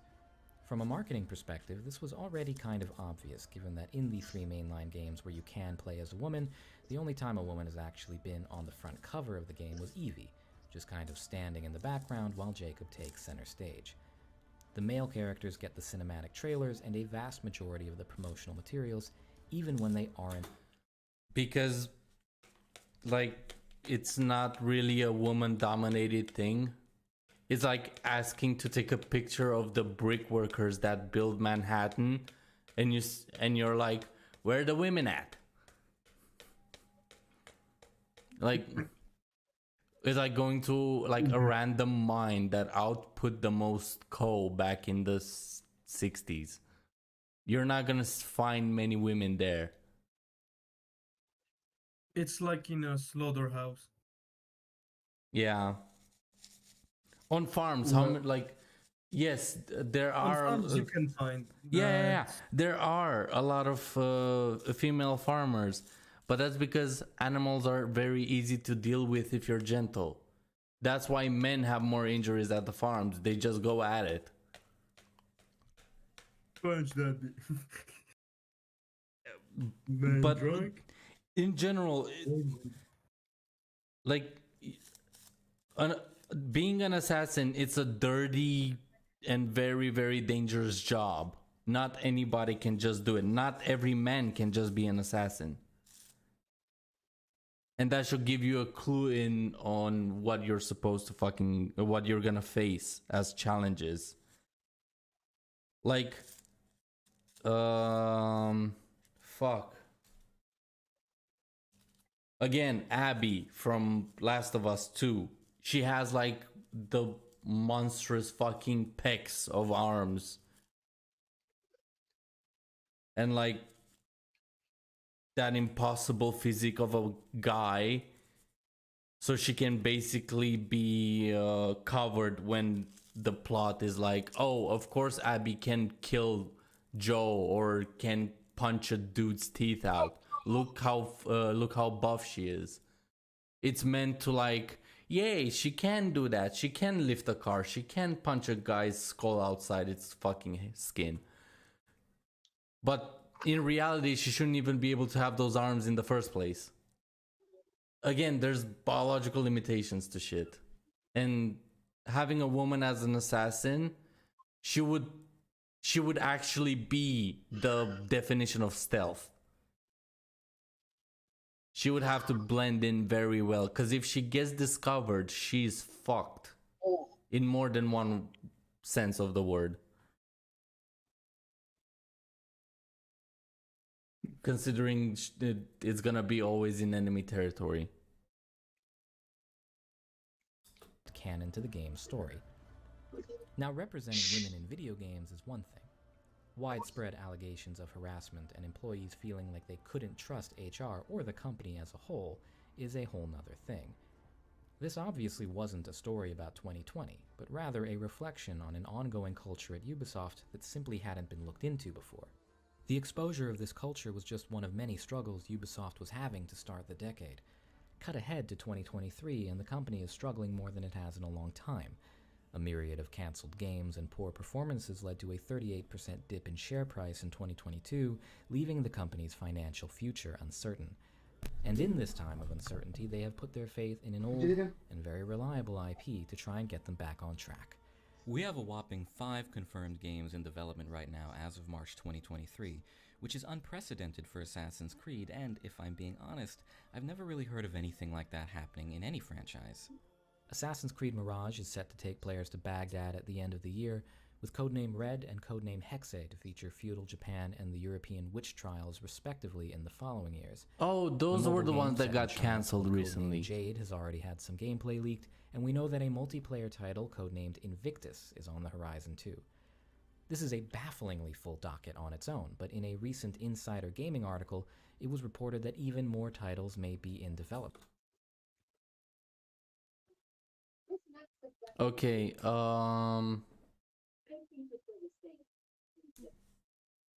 since we already know that Assassin's Creed Mirage is gonna be kind of a flop, when it comes to the story side, we need to see gameplay, that's all.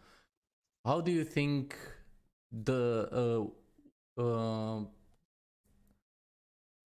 what do you think of these two projects that got cancelled? Which of them would you have played? None. Neither of them. Not even from hearing the concept?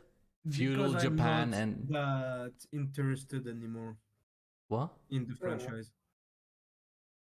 Yeah, I mean, either I've kind of already was interesting as well. The Jesus. franchise don't give me interest anymore. Well, I would be interested to see the Hex. Or the Hexy, whatever the fuck. Basically witchcraft, like you can tell it's witchcraft. I'd much rather see that one than the Japan game. If they weren't cancelled. Because so far we haven't seen any magic or like... The only like magic we know of, technically, is Eagle Vision. Oh no. Now you give me some things in my head. What? Like Assassin's Creed but with indigenous people.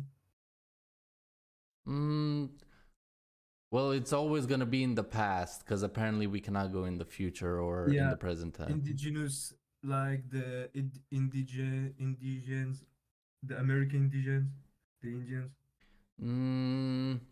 I was thinking it would be in Europe again, kind of like somewhere in Europe, because witchcraft and stuff like that is mostly like European territory. Yeah, but America, you can do some shaman shit. Yeah.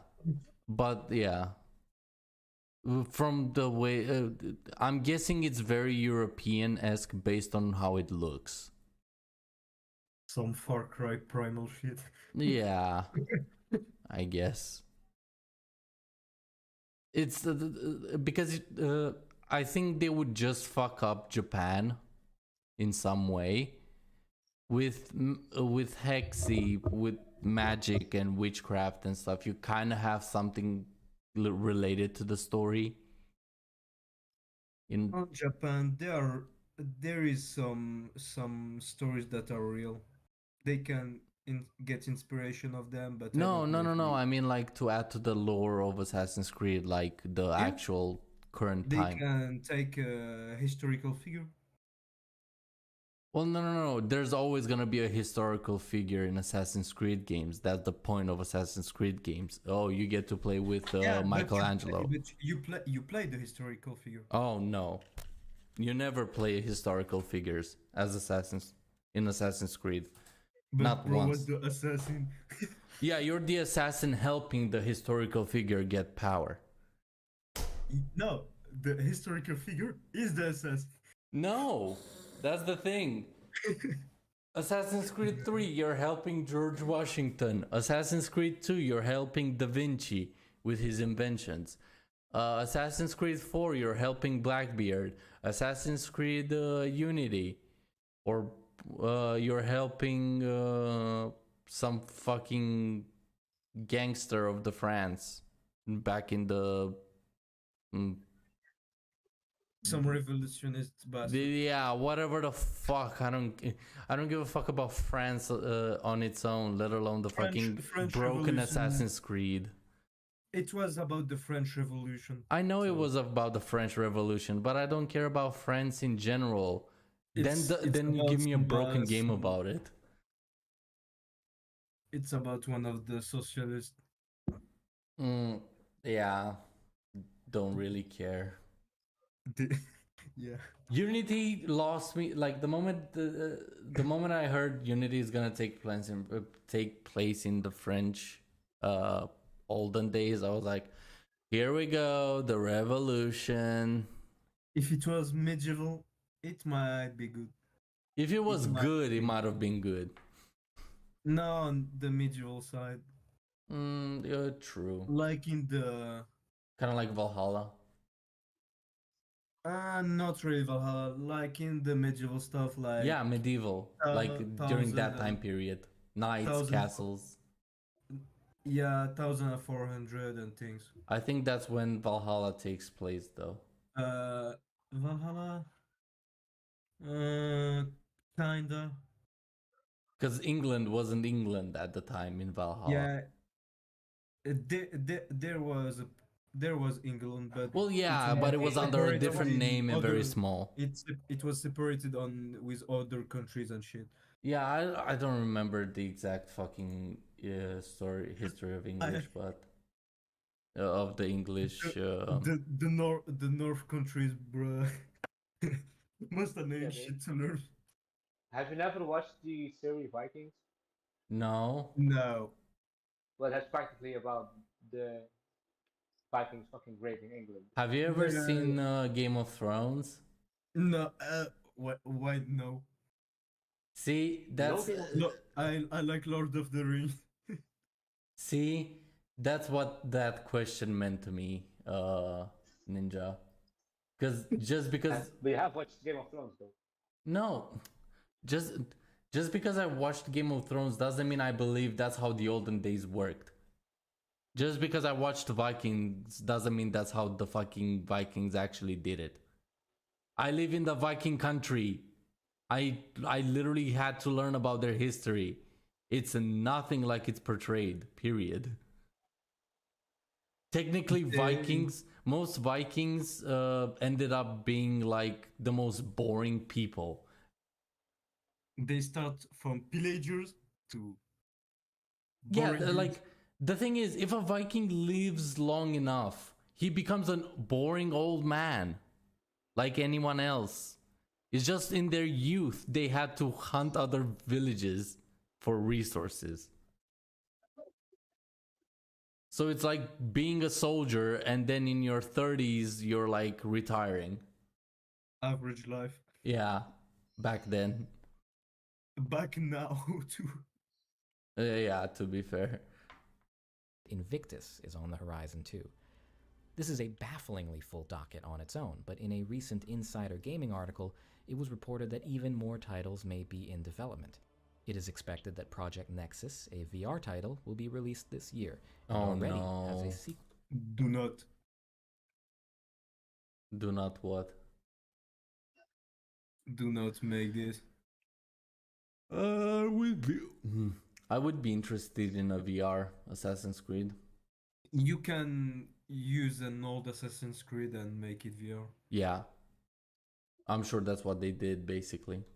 I think they just took Assassin's Creed 1, gave it a new coat of paint, and turned it into VR. Planned. 2 further multiplayer games going by Project Raid and Project Echoes may be in the pipeline, and Project Nebula is a rumored single-player title. What is it with these names of these projects? What the fuck? They sound like like they literally took random words from the dictionary that have something to do with space. It's like me when I do my projects. I put random names. Even I don't do that. I just have the dates of the footage, and projects are named by the. For example, my Sony Vegas file for War Thunder videos is named War Thunder,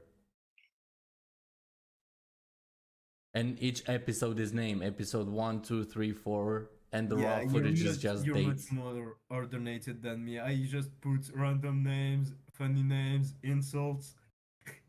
That's my thought process when I title the videos, not when I'm developing them, because that distracts me. Project Nebulous. What was that a project about again? What was that again? Yeah, what was it related to?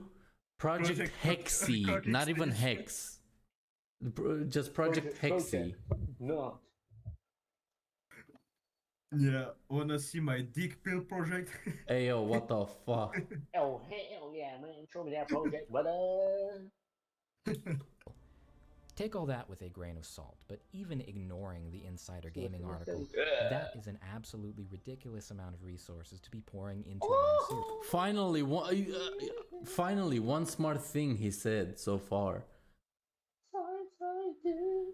So I was right. In the last couple minutes, he did say something smart. These titles might be really cool, and I am 100% going to play them as they come out. But Let's open Mogus. You might, but not many others would. I'm sure of it. Assassin's Creed has a history of trying to do too much, whether that be cramming 2 whole games into the middle of an existing trilogy, or trying to pump out 2 games. You get rest. You get rest. You get rest. What? Create.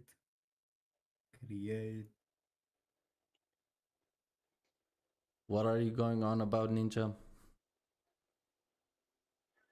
Never mind. Same day to take go! advantage of a console shift. 1 million Despite this 3-year hiatus we find ourselves in, it doesn't feel like Ubisoft thinks reining it in would be in their best interest. Oh, it's Making North me America. question- Let me What? change it. Yeah, that's pretty bad. What are you guys doing? Neuf. Maybe. Share URL. Share wait, URL I of got to what? save the game. We're gonna play Among Us, but with proximity chat, but it has to be in some kind of Can you guys literally not wait until we finish this? no. Jesus fucking Christ. I even yeah, asked I you, put do it- you guys want to do podcast? I mean, I was down for it, but then that came up, and then I was like, yes. But you literally, the only reason we didn't do it last night is because you wanted to do it today.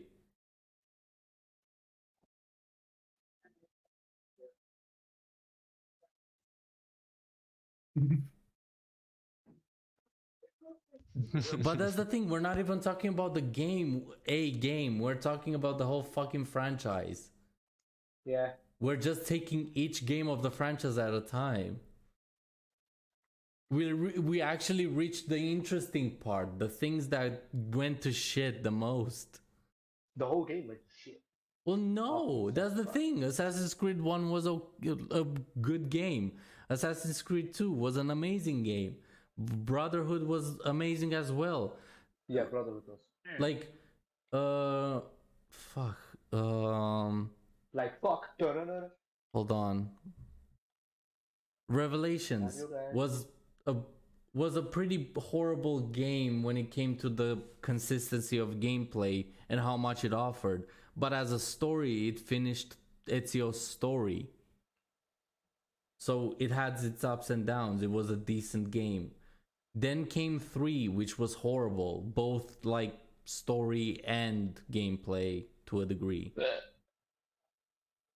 Assassin's Creed 4 saved the day, and then Unity and Rogue fucking plummeted everything into the ground.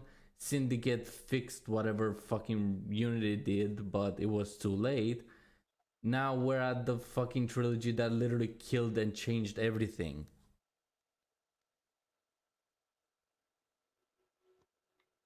Mm-hmm. If Ubisoft has learned anything at all from the past decade of Assassin's Creed.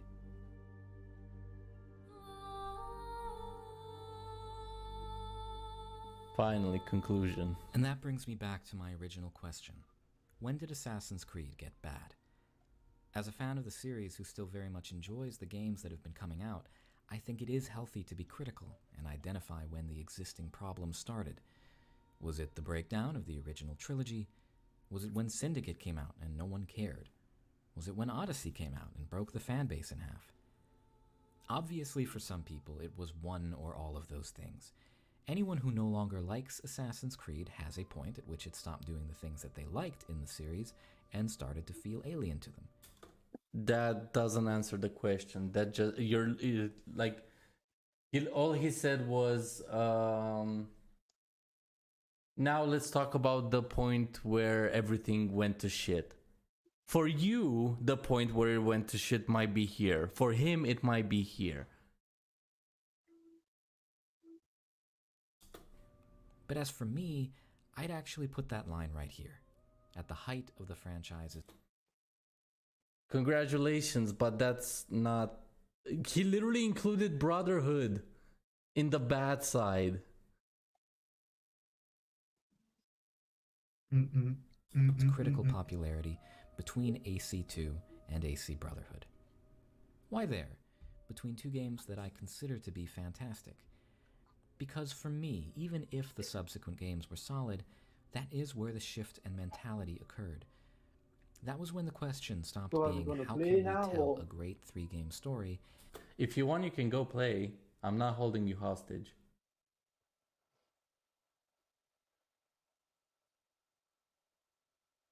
But I'm not just gonna drop it. I'm gonna finish the job. If you want, you can go and play.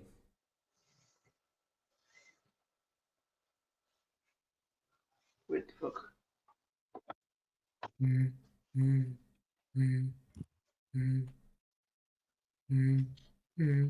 Wait, how long is the video? We're 42 out of 46, and we're literally at the conclusion. We're literally finishing up. Okay. Well, then I'm gonna go set everything up already. That's not how it goes. We're gonna talk about this. What do you mean? Just watch it. The point isn't we just watch. The point is we break things down to make sense. This can help you to make a better video if you're gonna talk shit about a video game. This is the type of responses you will have if you say this game is bad or this game is good.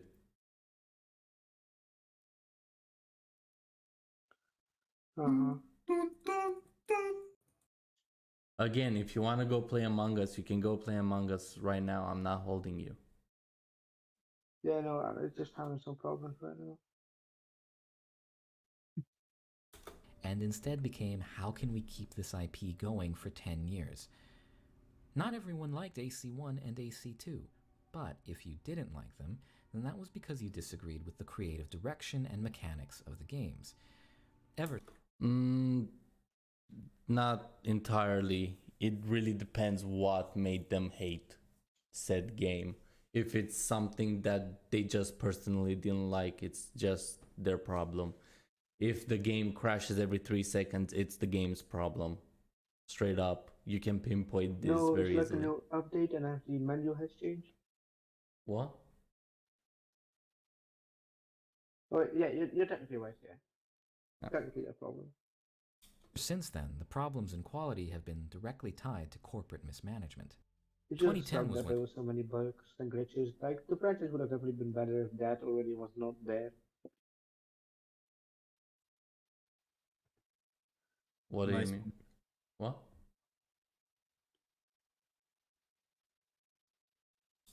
Desolé left and the core team was broken up. It was when Ubisoft started outsourcing work to smaller studios to speed up dev time. It was when the series started having multiple games in development at the same time.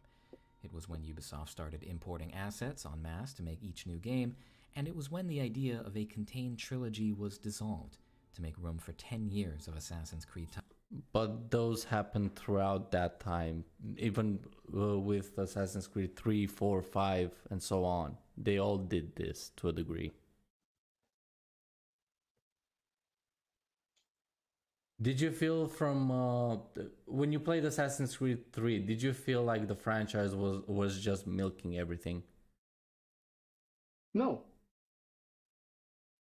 When you played Unity, did you feel it was milking everything? Well, at that point it was, yeah. At that point you saw like, okay, they're not like putting that much effort in the games anymore. They just want to push them out, force the people to buy the new ones. What about 4? Oh, 4 was, you mean Black Flag, right? Yeah, Pirates. Yeah, Black Flag was perfect. That was good Rogue. again. Except for the missions. Could have been better. Fair. What about Rogue?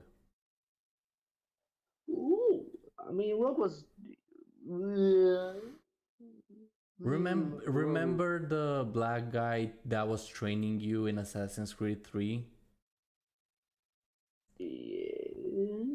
Yeah.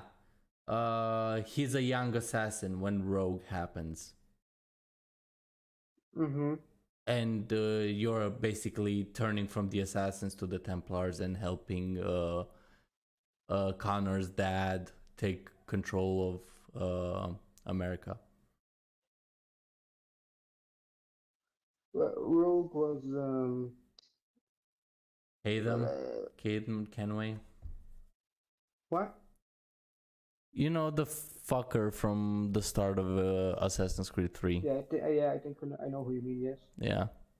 Well, he basically recruits you, you betray the Brotherhood, and basically take out the assassins that were taking refuge in America and starting making power for the Brotherhood. That's what Rogue is, and it was a glitchy mess. It was basically Assassin's Creed 3 with a reskin and a new character, and you're a Templar.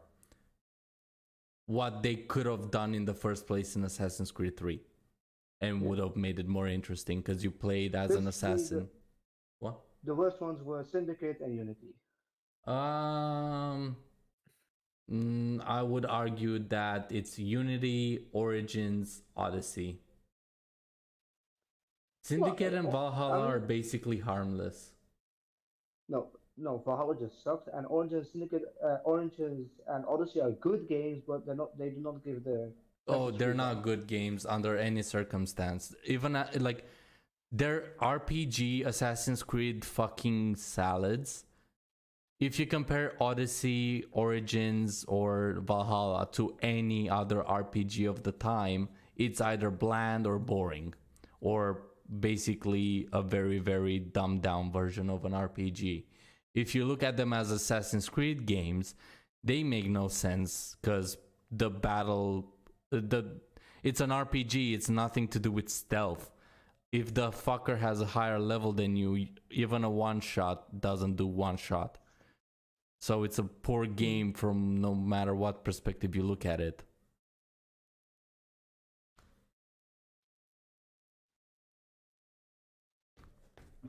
story-wise, they also break the fucking franchise.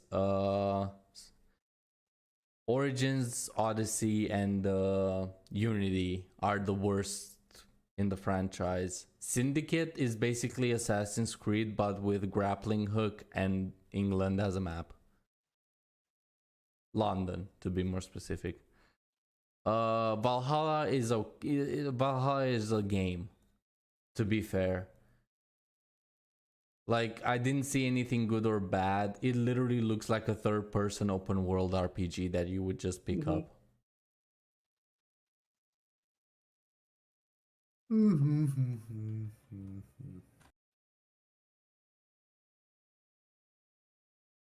Titles. You could feel the human element in the first two games so clearly. They were games made out of passion for the industry and excitement for new creative ideas that could help shape the medium. Wait, who's all here? What? Who's here in the VC? Dart, me, you, and Salt. Me, my cousin, my Oh, uncle. is that the thing that I have to join? Salt? Yeah, the new code, yeah. Yeah, let's just. I don't think we have to get out of VC in order for it to work.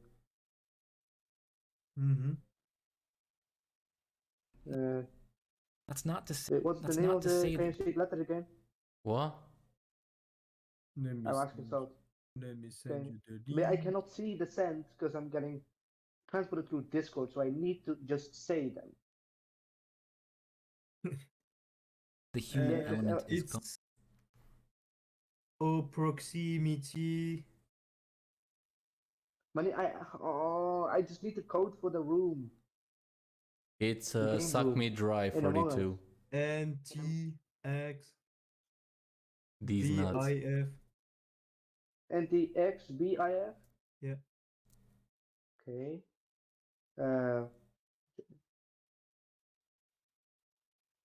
In Europe. In Skeld. Ninja is the imposter. In Europe. Right. No, wait, my name is not that. My name is. on. There are still Can you say the code amazing again? people. NIXBIF? God damn it. NTX BIF. NTX. Because I have to come into your room, but I don't think I'm in it yet. On the room. Am I in? No. Connected to game. Can you guys NTXBIF. literally... We're literally 3 minutes away. It most likely has an outro.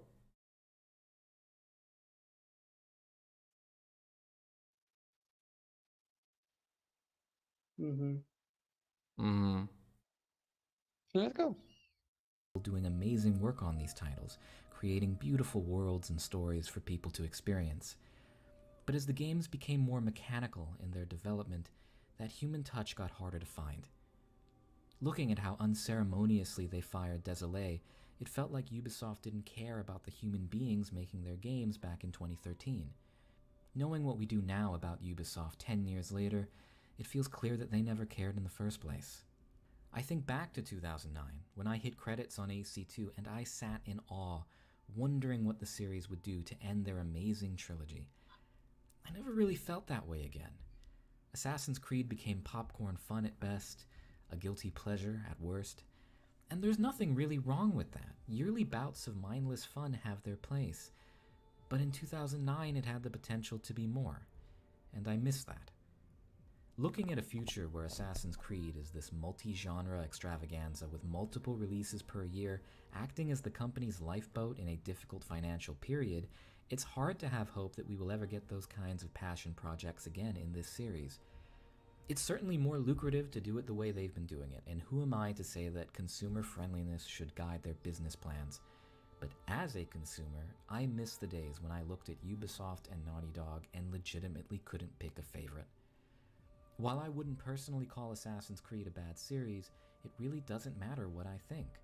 The objective truth is that Ubisoft has lost the respect of a lot of the people who grew up with these games, and they don't seem to have any idea of how to really fix that.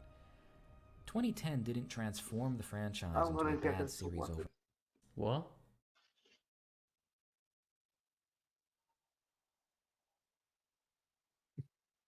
Night.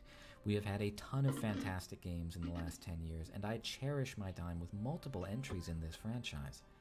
But 2010 is when Ubisoft stopped treating it like a great series. They stopped putting manpower and resources into individual experiences and an overarching plot, instead opting to distribute their resources in a way that maximized product output, regardless of what the quality of that output was. I am sure these games will continue to be a massive success, but from a consumer's perspective, Assassin's Creed will only have the chance to become truly great again if the creativity, ambition, and passion of Ubisoft's team members is something that the company cultivates instead of something that slips through the corporate cracks. Maybe someday we will get back to a place where an experienced team of developers and artists is showing us their plan for one great game instead of some guy in a suit showing us a roadmap for 10. Thank you for watching. I am sorry for another cynical video, but I wanted to talk more broadly about the series, and I hope you did get something out of it. If you have more things that you wanted me to talk about, please let me know in the comments, but otherwise, do have a great day, and take care of yourself. So that was the video from So Says Jay. Jesus Christ. That was long. Yeah, it was long. He said nothing for most of the time, and when he did say something, it was either a small pot shot at the community or a small pot shot at the game for no reason. I shitting on the first Assassin's Creed game and thinking that from Brotherhood onwards, like, everything went to shit. Where there's proof that everything went to shit after Black Flag. Like, Unity, like, they forced 2 games in 1 year and both of them flopped. That's when everything went to shit. Simple as that. Assassin's Creed 3 was like the signs of how it will go.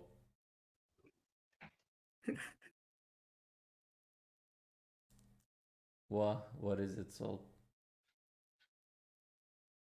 I'm just watching chat. Yeah. I need Arson to police you guys in chat. And my neighbors blasting music. We don't hear it at all. Yeah, it's African music, so yeah. Yeah.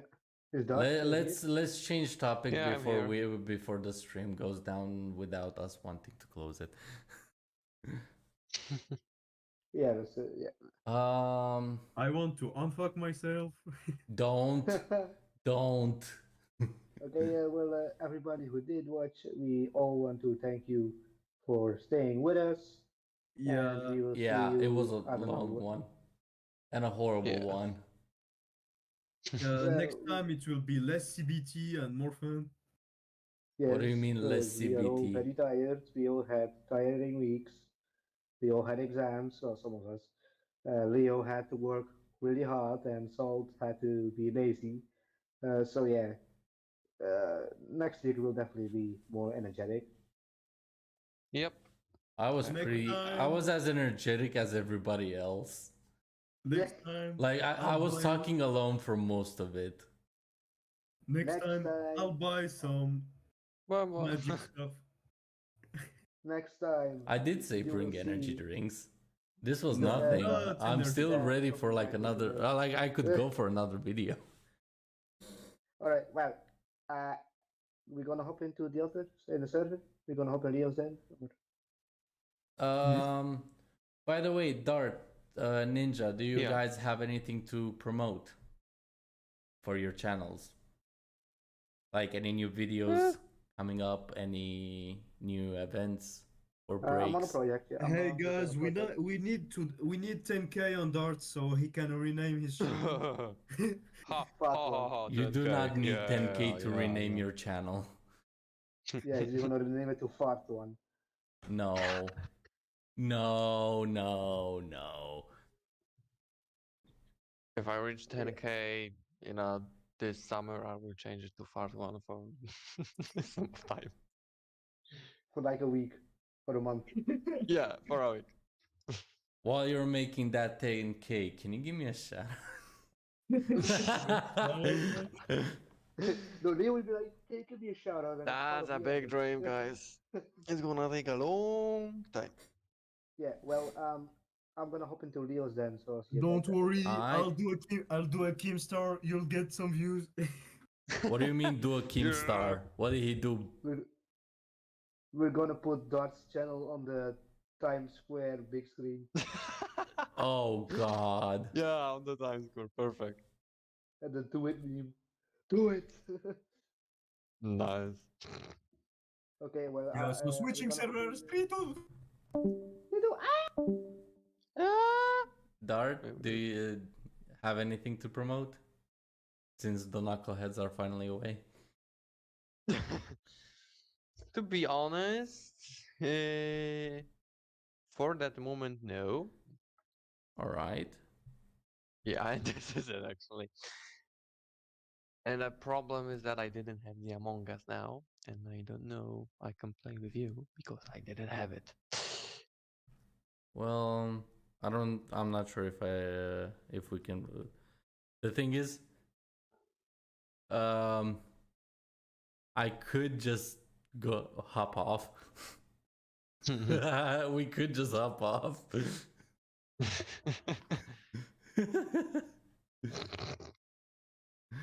You're And really like, still watching the stream and they hearing what we're saying right now. they're not. I doubt they are. If they do, get fucked. Hello, Ninja. Hello. Hello, Sol.